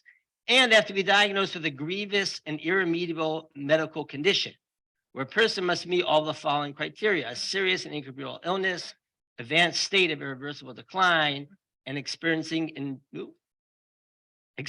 enduring physical or physiological suffering. This is a change from 2016. In 2016, when the law was originally passed, it had to be a situation where death was reasonably foreseeable. That was changed to allow it to be done earlier. Now we're going to see what the statistics are of the consequence of this.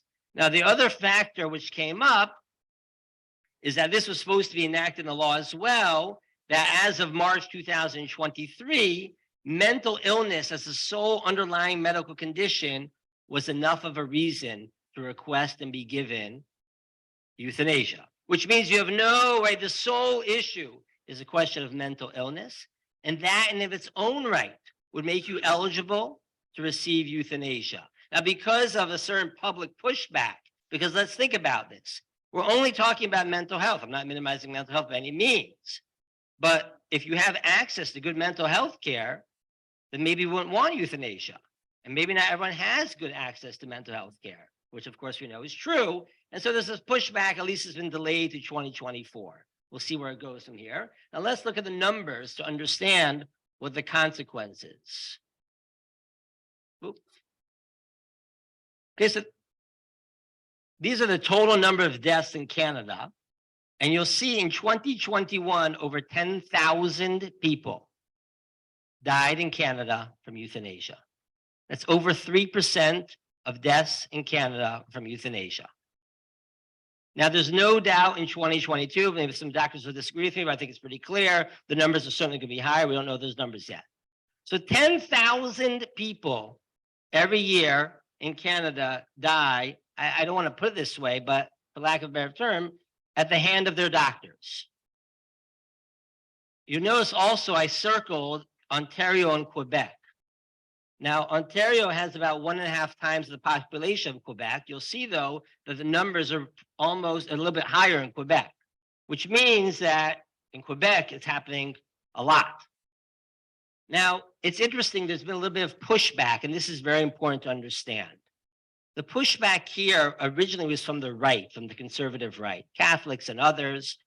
And most recently, there's been a pushback from the political left as well. I think this is very important on a political level. And basically, the argument has become now, this isn't about conservatism. This is about human rights.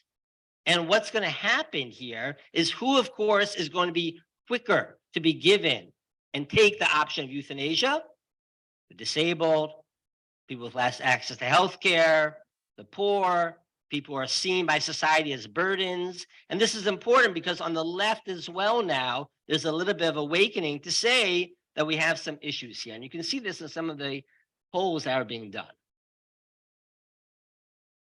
So if you see here, for example, oh, I think I skipped one. So you see here the support for MAID when it was changed to not just to be about reasonable, right? That you could tell someone's terminally ill, right? Actually went up. There's the changes in 2021. There is even greater support for it in the Canadian public opinion, which is why, by the way, I think there's very little chance of MAID being pulled back entirely. Meaning the Americans here are thinking, Roe v. Wade, whether you like, we'll talk about Roe v. Wade coming up, whether like Roe v. Wade or not, it took 50 years, it was revoked.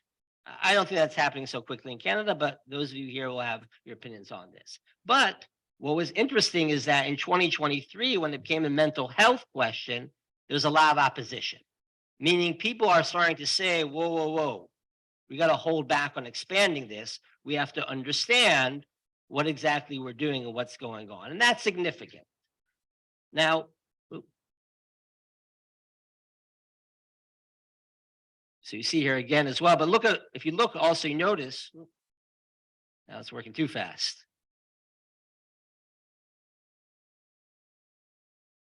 More. Oh, so you see here in 2016, when they discussed mental health, vast majority said, no, that can't be the sole criterion. Today, the majority still say, but look how the numbers have changed. So on the one hand, society is saying, slow down. It's not saying stop. And I heard a lecture recently, I had a conversation with a former head of the Canadian Medical Association. We'll speak about him a little bit later on as well, who said to me, 2024, this is moving forward. Meaning this is just a delay until we set better protocols. I don't know if he's a nubby or not, but he's probably right. Now, it's interesting to see who supports it and who doesn't. This is significant.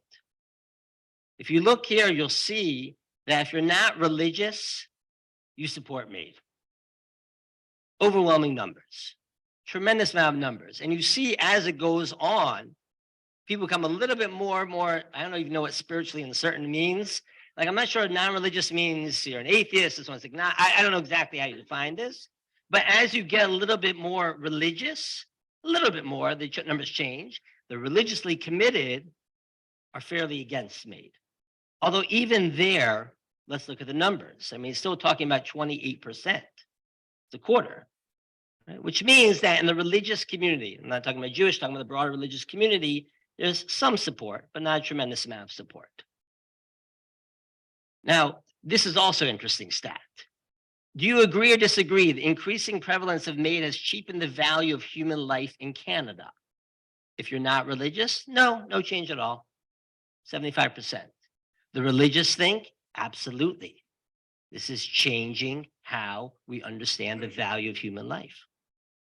So the disparity here of red and blue, so to speak, Rabbi Glatt, you're getting to red and blue here, is not about states, but is largely driven by religion, which is a fascinating phenomenon. Now, here's where it gets really interesting. I am worried that MAID will be a replacement for adequate social services in Canada. Many people are worried about this, which is remarkable because so many people are supportive of MAID.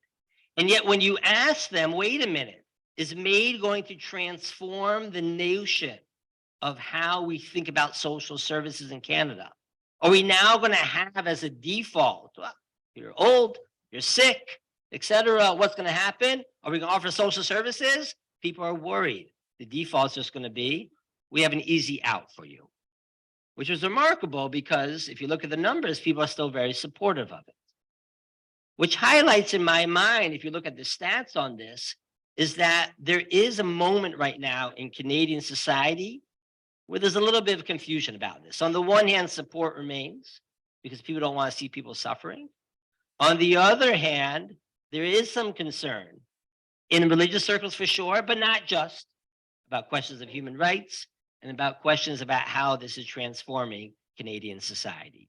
And so in my mind, in some ways, we have a moment, which might be a brief moment, but a moment in which there is importance for communities, for citizens to speak out, both about this in Canada, but in other places as well when they're exploring this issue. Now, I know when I started to speak about to a number of the rabbis here in Canada about this issue, so one of the very prominent rabbis here said to me as follows: the local from Jewish and Muslim medical students are being told medicine might not be for you because of the direction which is going in. You might not be wanting this be a part of this profession. That's a scary thought. I'm not sure he's totally right because other people don't agree with that, but you understand that there's a lot of talk right now of a nervousness in various medical circles and rabbinic circles. I'm in touch with a number of Catholic colleagues here as well, who are saying that we must talk about this. Now, let's clarify a couple of things about these issues. When halacha thinks about this question, I want to put it on the table straight up. It's important to say, I think this is totally usher. Okay? And this should be something which we should understand to be true. I stress this because I promise you, I know for a fact that Jews, including traditional Jews, including some places of Orthodox Jews, who are suffering, and I'm not judging them by one means, are utilizing medical assistance and dying. Here and other places as well. There are 10 states in the United States where physician-assisted suicide is legalized, plus District of Columbia. And there are some very interesting shilas that have come up in various hospitals, California, other places, right, where they know, right, we know how people died. So this is a real phenomenon. I'm not judging anyone. I promise you, I'm not judging anyone. People are suffering. But we should understand the halacha has a very clear stance upon this. Self-inflicted wounds, killing is a problem. And it's very interesting. Kava Kabbalah, Steve Mecklenburg, 19th century, makes the following point on this pasuk in Bereshit. He says there are two different ways in which humans kill each other. One is in an evil way, right? Jealousy, anger, whatever it might be. And there is another type of murder, which is the type when you're doing it for the sake of the person. Nonetheless, that's usher as well. So intentions might be good in some cases, right? We understand we're trying to alleviate suffering, but the halacha is clear about this being asur. Now, you might say to me, wait a minute, aren't there all these stories in the Torah and Tanakh and Chazal of various cases of suicide or even murder or killing our own children, avoiding the Crusades? Yes, those stories are all there. They're super important. They're very interesting. They tell us a lot about what we think about the importance of quality of life and pain, which, as I'm going to argue momentarily, we do care very much about. But I'm not going to take from exceptional cases of agadata in various forms or another, right, a broader rule on this issue. Right? We know the story of Hanan ben Trajon and other cases like this. There are cases where this comes up. There are cases historically, but this was certainly not the rule.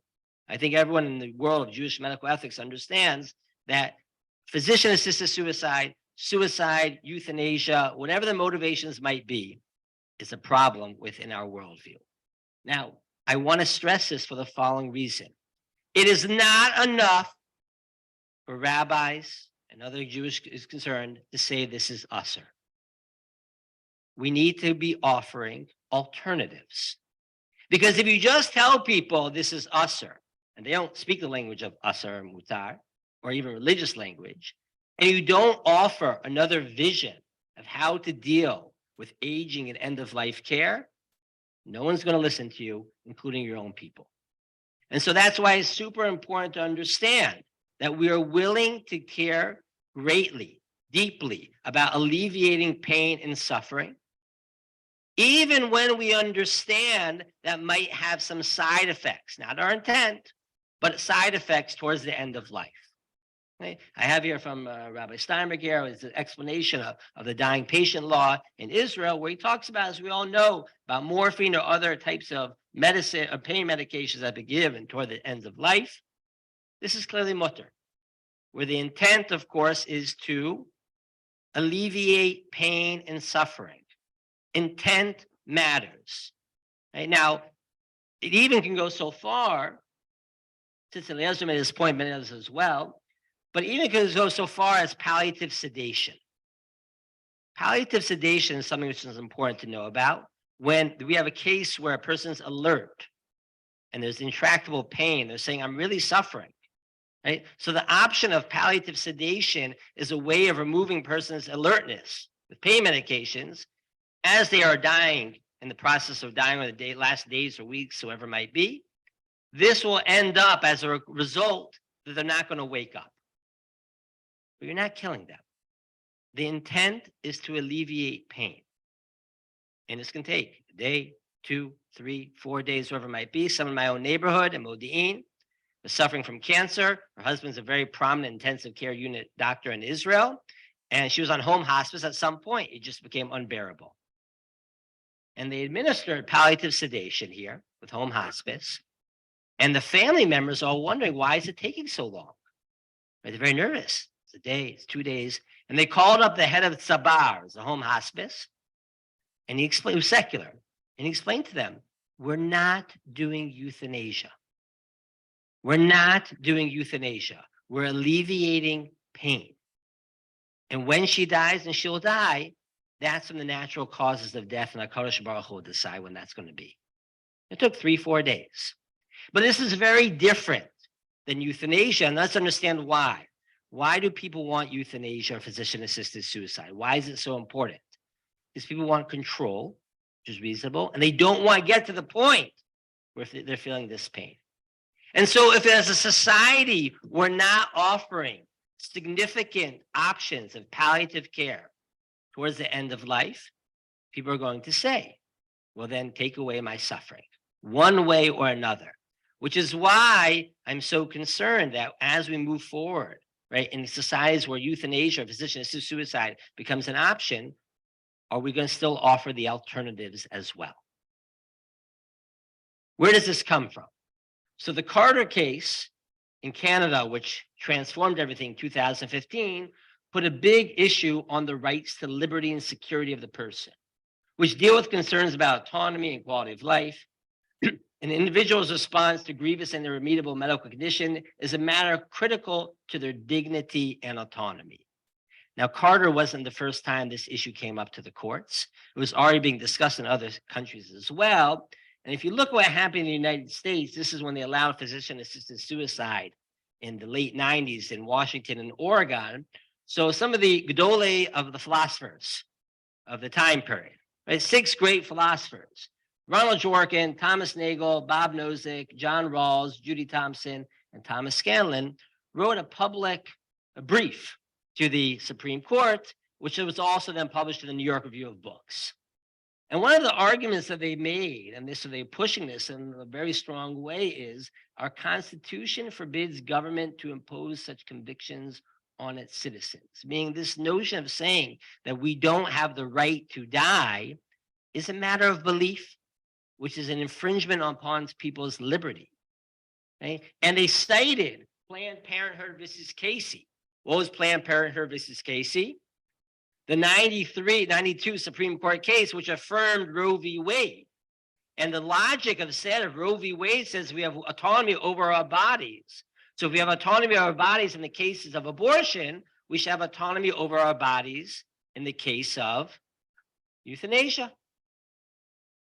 And they continue to go on and make an argument. So listen, we allow people in the United States to withdraw care. If this is the case, why is this so different? And here's a key point which they make about the express wish, where they say this follows on the right side. They have no right to compel a doctor to assist them. The right in question, that is only a right to the help of a willing doctor.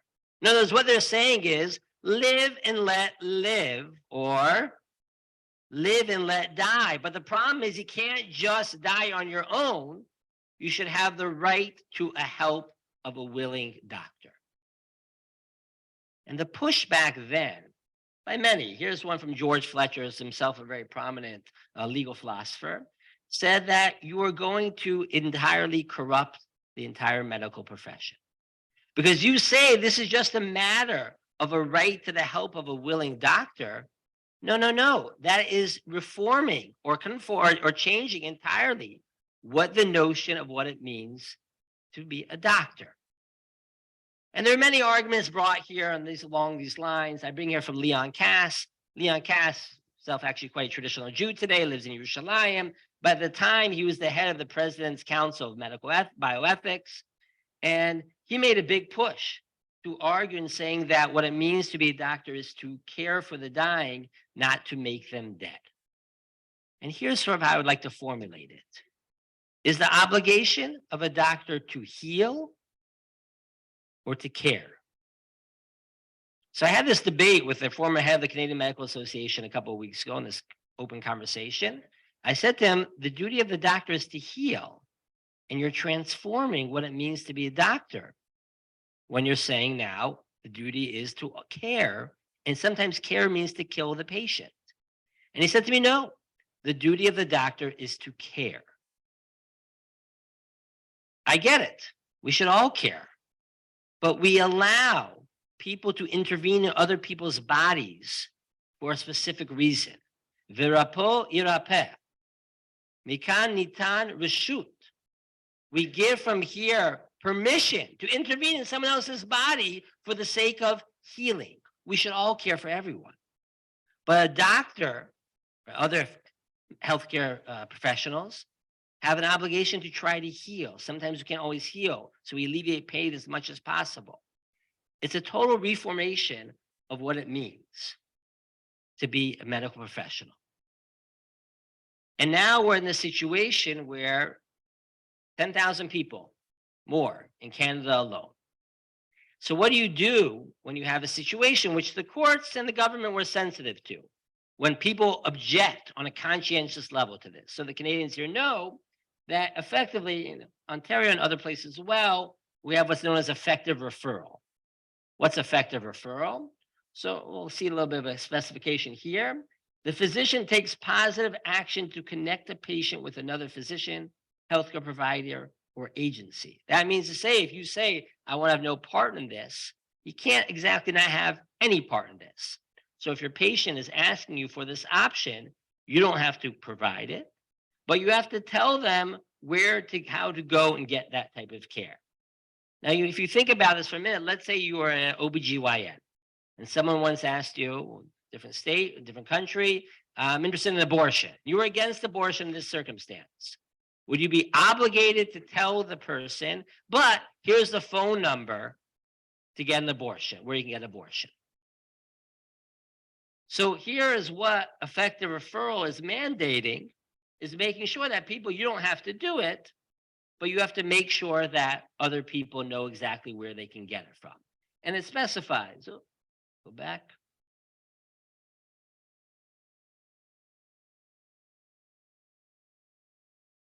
And it specifies this has to be effective.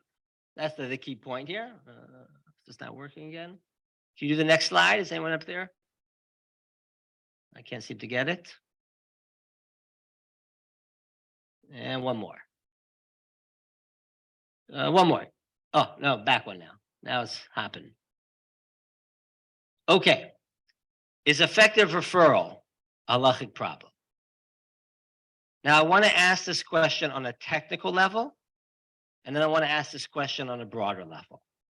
So this is very interesting. And here, friends, you have to know how to read Hebrew books and English books. What do I mean by that? The world of Jewish medical halacha has Hebrew books, which is what much of them are written in. And then they have English translations.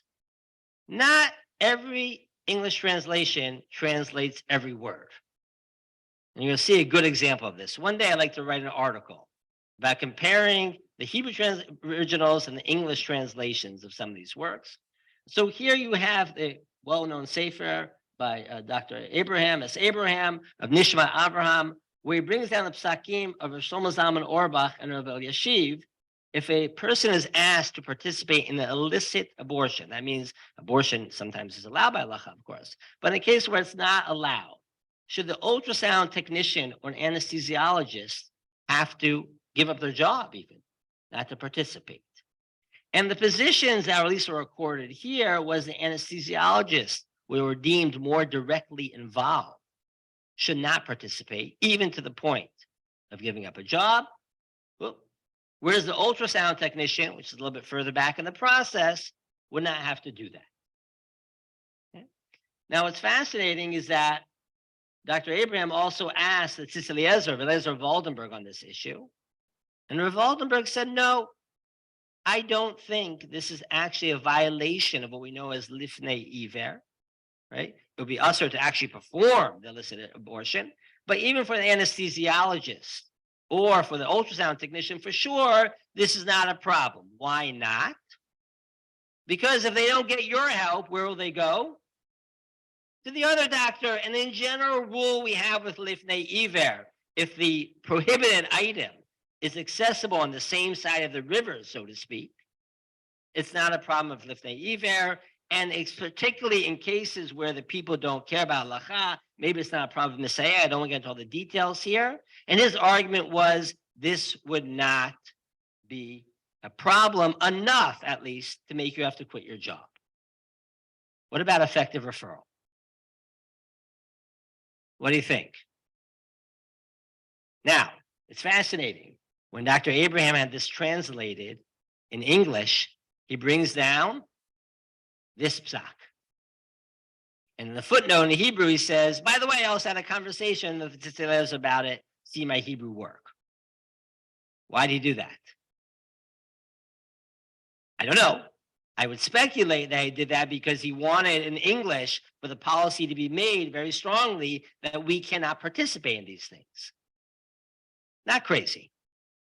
Although it's unfortunate if you don't know the Hebrew book, right, to know this position. What about effective referral?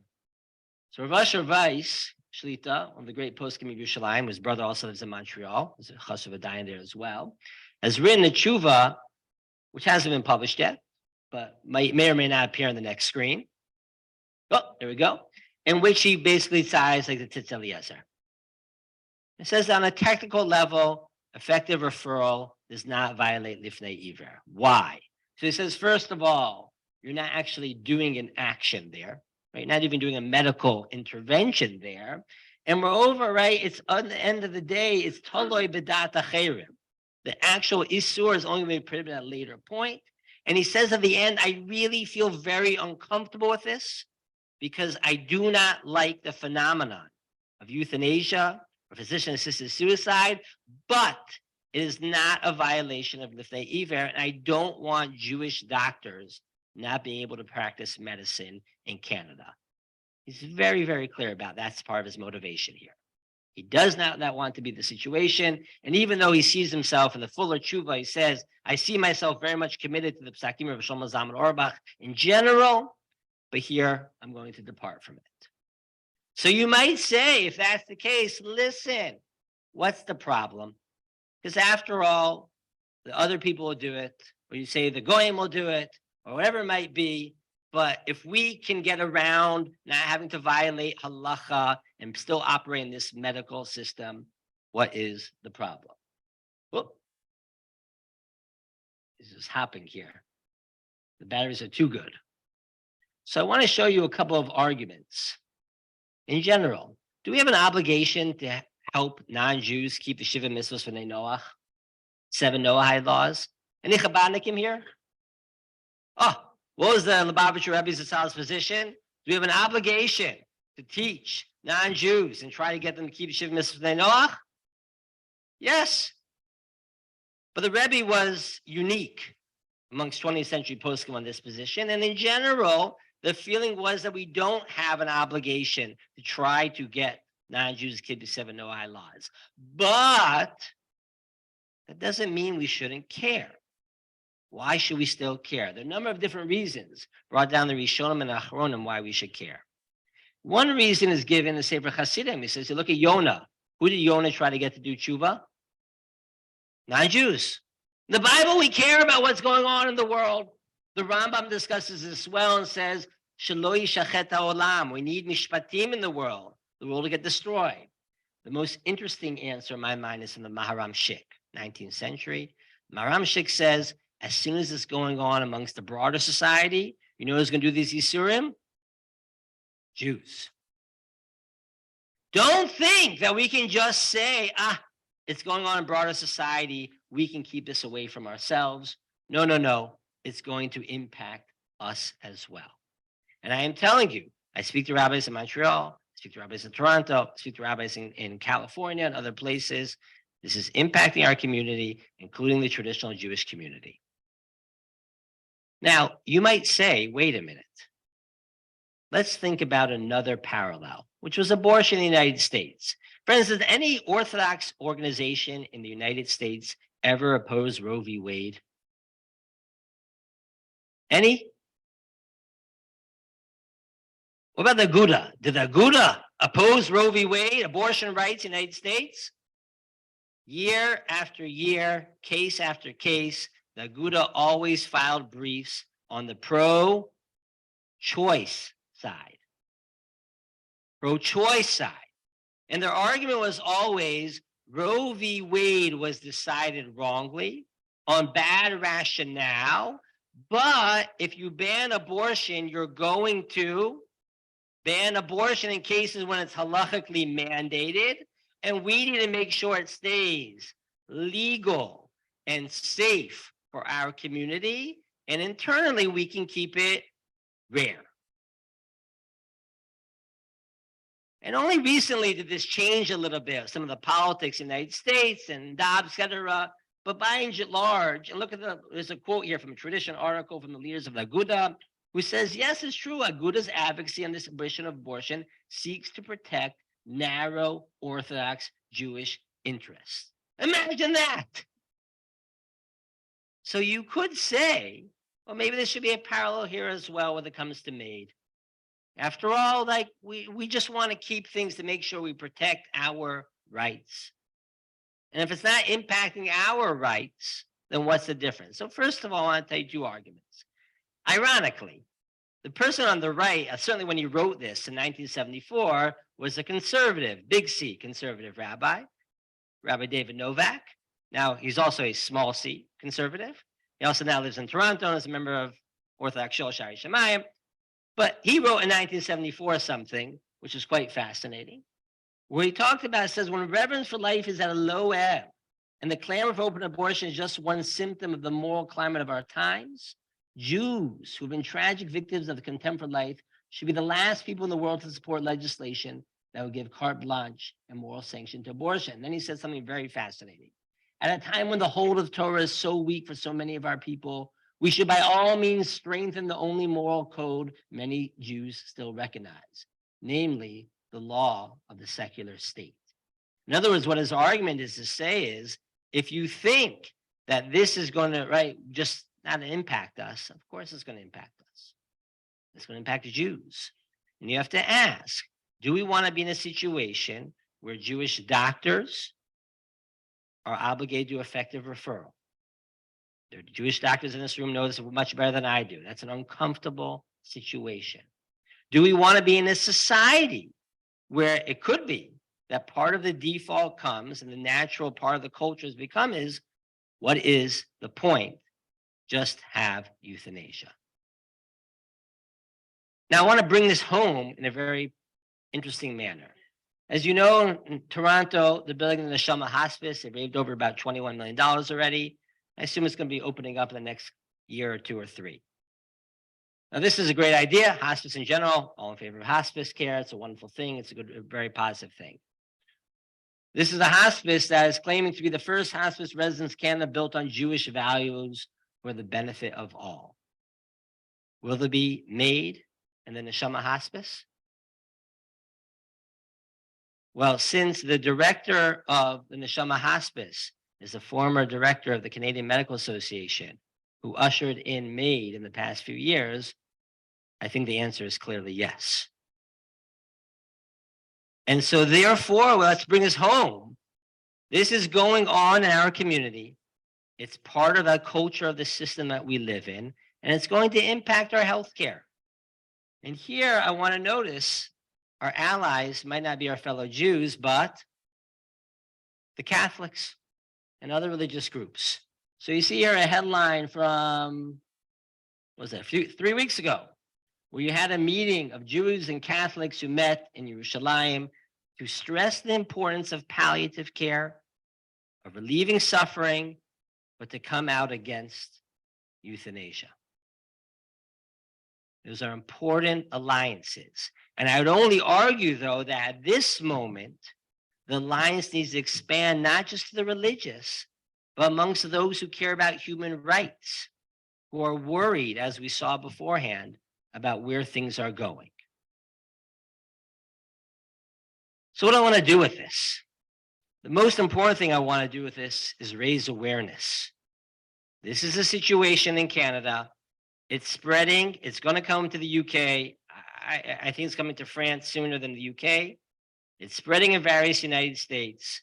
In different legislatures in the United States, there's all sorts of, every year, every other year, there's another proposal go on.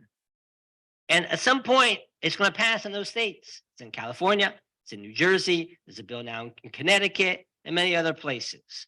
This is going to impact the medical care that the Jewish community receives and the culture in which our doctors operate and function. And it's time to wake up and to be smart about it and to recognize that it might have limited political clout and things might be on, the ship might have sailed in certain places, but at least to protect and make sure that the rights that we think we're entitled to as Jews, but not just as Jews, as human beings created in the image of God, are being respected for ourselves and for others. Now, I'm happy to say that in the last week or two, there's been a little bit of movement again within the Orthodox community to get some energy going on this issue with the COR and others, but it's going to need a lot more than that. And in particular, to think about the impact of effective referral, what it means to be a doctor, and the impact of the culture of euthanasia, or what it means to be a patient in Canada. I'd like to end on a happy note, but I won't. Questions? Yeah. So there are a number of issues which some will be discussed, I guess, later in this conference about end of life and ICU. As you mentioned with abortion, there's always a policy that a physician could excuse themselves if they didn't want to disconnect the patient from the ventilator. In 2014 or 2015, one of those 2 years, Respiratory Disease published a ethical article where they said that there's no other doctor readily available within a very short period of time, say 1 or 2 days, I don't remember the exact period, then the doctor is obligated to disconnect the patient, even if they morally object. And there's an Orthodox rabbi that signed onto that also, agreeing with it. We spoke about it subsequently, but the point is that it's signed on and published. And it's very possible that something like this goes through, and then there's a practitioner or a geriatrics or whatever type of doctor out in some area where there's no other doctor for hundreds of miles, which exists in many places in the United States and maybe even in Canada. It's going to be one day forced to do this also, obligated by the government. So Dr. Ellen Warner is here as an oncologist, and member of MAID's medical advisory board. So I invited her to speak about this issue 3 weeks ago at the World Mizrahi Conference. And she brought up just exactly those cases, which are already ongoing, right? You're a doctor, a nurse, anesthesiologist, member of B, short on people, you're going to be called in. It's going to be very uncomfortable to say no. Very uncomfortable to say no. That's going to be hard unless you have a communal backbone backing you up. So yes, right? I think it's very, very possible. Now, again, if there was a case, and this is like we talked about with abortion or even pulling the plug, wherever it might be, where there's some shita which justifies in a case, that'd be one thing. Much harder to do this here. Much, much harder to do this here. Yeah. Famous quote by Bob Hope in the mid-70s that I just flew from California where they just make homosexuality legal. I figured I'd get out before they made it compulsory. I have already been told twice in the last few years that because I oppose MAID, that I should get out of medicine. And I don't think they need that. Okay. That I just should get out of medicine because my values are no longer appropriate and that I'm not providing good care for my patients. I've been told that if I refer to it as doctor-assisted murder, I could have a college complaint placed against me, even though this country still supposedly has a charter of rights that guarantees my freedom of speech. I think the main issue here is not so much that it's become widespread or accepted, but that the zeal of the activists will turn it into an obligatory facet of medicine. And there will be no stopping it because the way the college works, it doesn't care about the charter of rights here. We don't have those protections as physicians. I think your fear is, from the reports I'm getting from many people, and I hope we'll have many conversations about this over the weekend, your fear is well-founded. And it's well-founded because there hasn't been enough people organized with political clout, medical clout, political clout to push back against it. And particularly in protecting the rights of doctors, the rights of conscience, it's a big deal. It's a really, really a big deal. And so I'm afraid of where it's going. This is why Rabbi Karapkin said to me that people are telling the young people who are thinking about going to medicine, you might want to think twice about it. The consequences of that are unfathomable.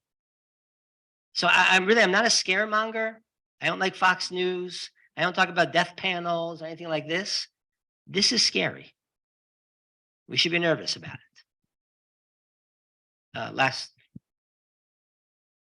Not a question, but I would like to end on a happy note. Oh, at the meeting that did happen a couple of weeks ago, which was spearheaded by some of the rabbis from court, but also some of the rabbis at the city.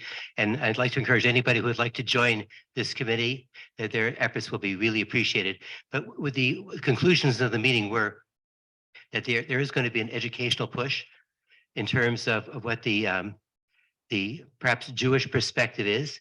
And I would like to mention also, Dr. Barry Packus told us as well that in the general medical community, that it's not only Jewish doctors, but about 50% of all doctors, as an overall figure, are morally or conscientiously objecting to want to participate in MAIDs. And this is even more shocking, 90% of current medical students do not want to participate in MAIDs either. So that's a bit of a happy note. That there is a Well, let's hear from him because he's right here. So go ahead. 2021 plus version. But yes, but the happy note though also is that a huge proportion of medical ethicists, to the extent who are involved in drafting the current regulations are also very much opposed to the current version that doesn't require. So I met at the COR today with the people that are involved, with the others, I got it, to try to help them to facilitate some more rigorous data and rigorous arguments to make a stronger case, because I don't think shul rabbis, I love shul rabbis, are sufficiently equipped to deal with this, which is why we need to bring in some extra reinforcements to help them out on this. But I will tell you, we have to have limited goals because the ship has already sailed. Very, very unlikely of any of this being pulled back, with maybe the exception of effective referral. And that's a scary thought because your healthcare in Canada, which is a national health service, which has it's not like for those of you in America or other places, this is going to impact everyone's healthcare and end of life treatment. So I'm happy to end though with your happy note. And I'm happy to do that. And it's Yom Yerushalayim. So let's celebrate that at least. Thank you so much.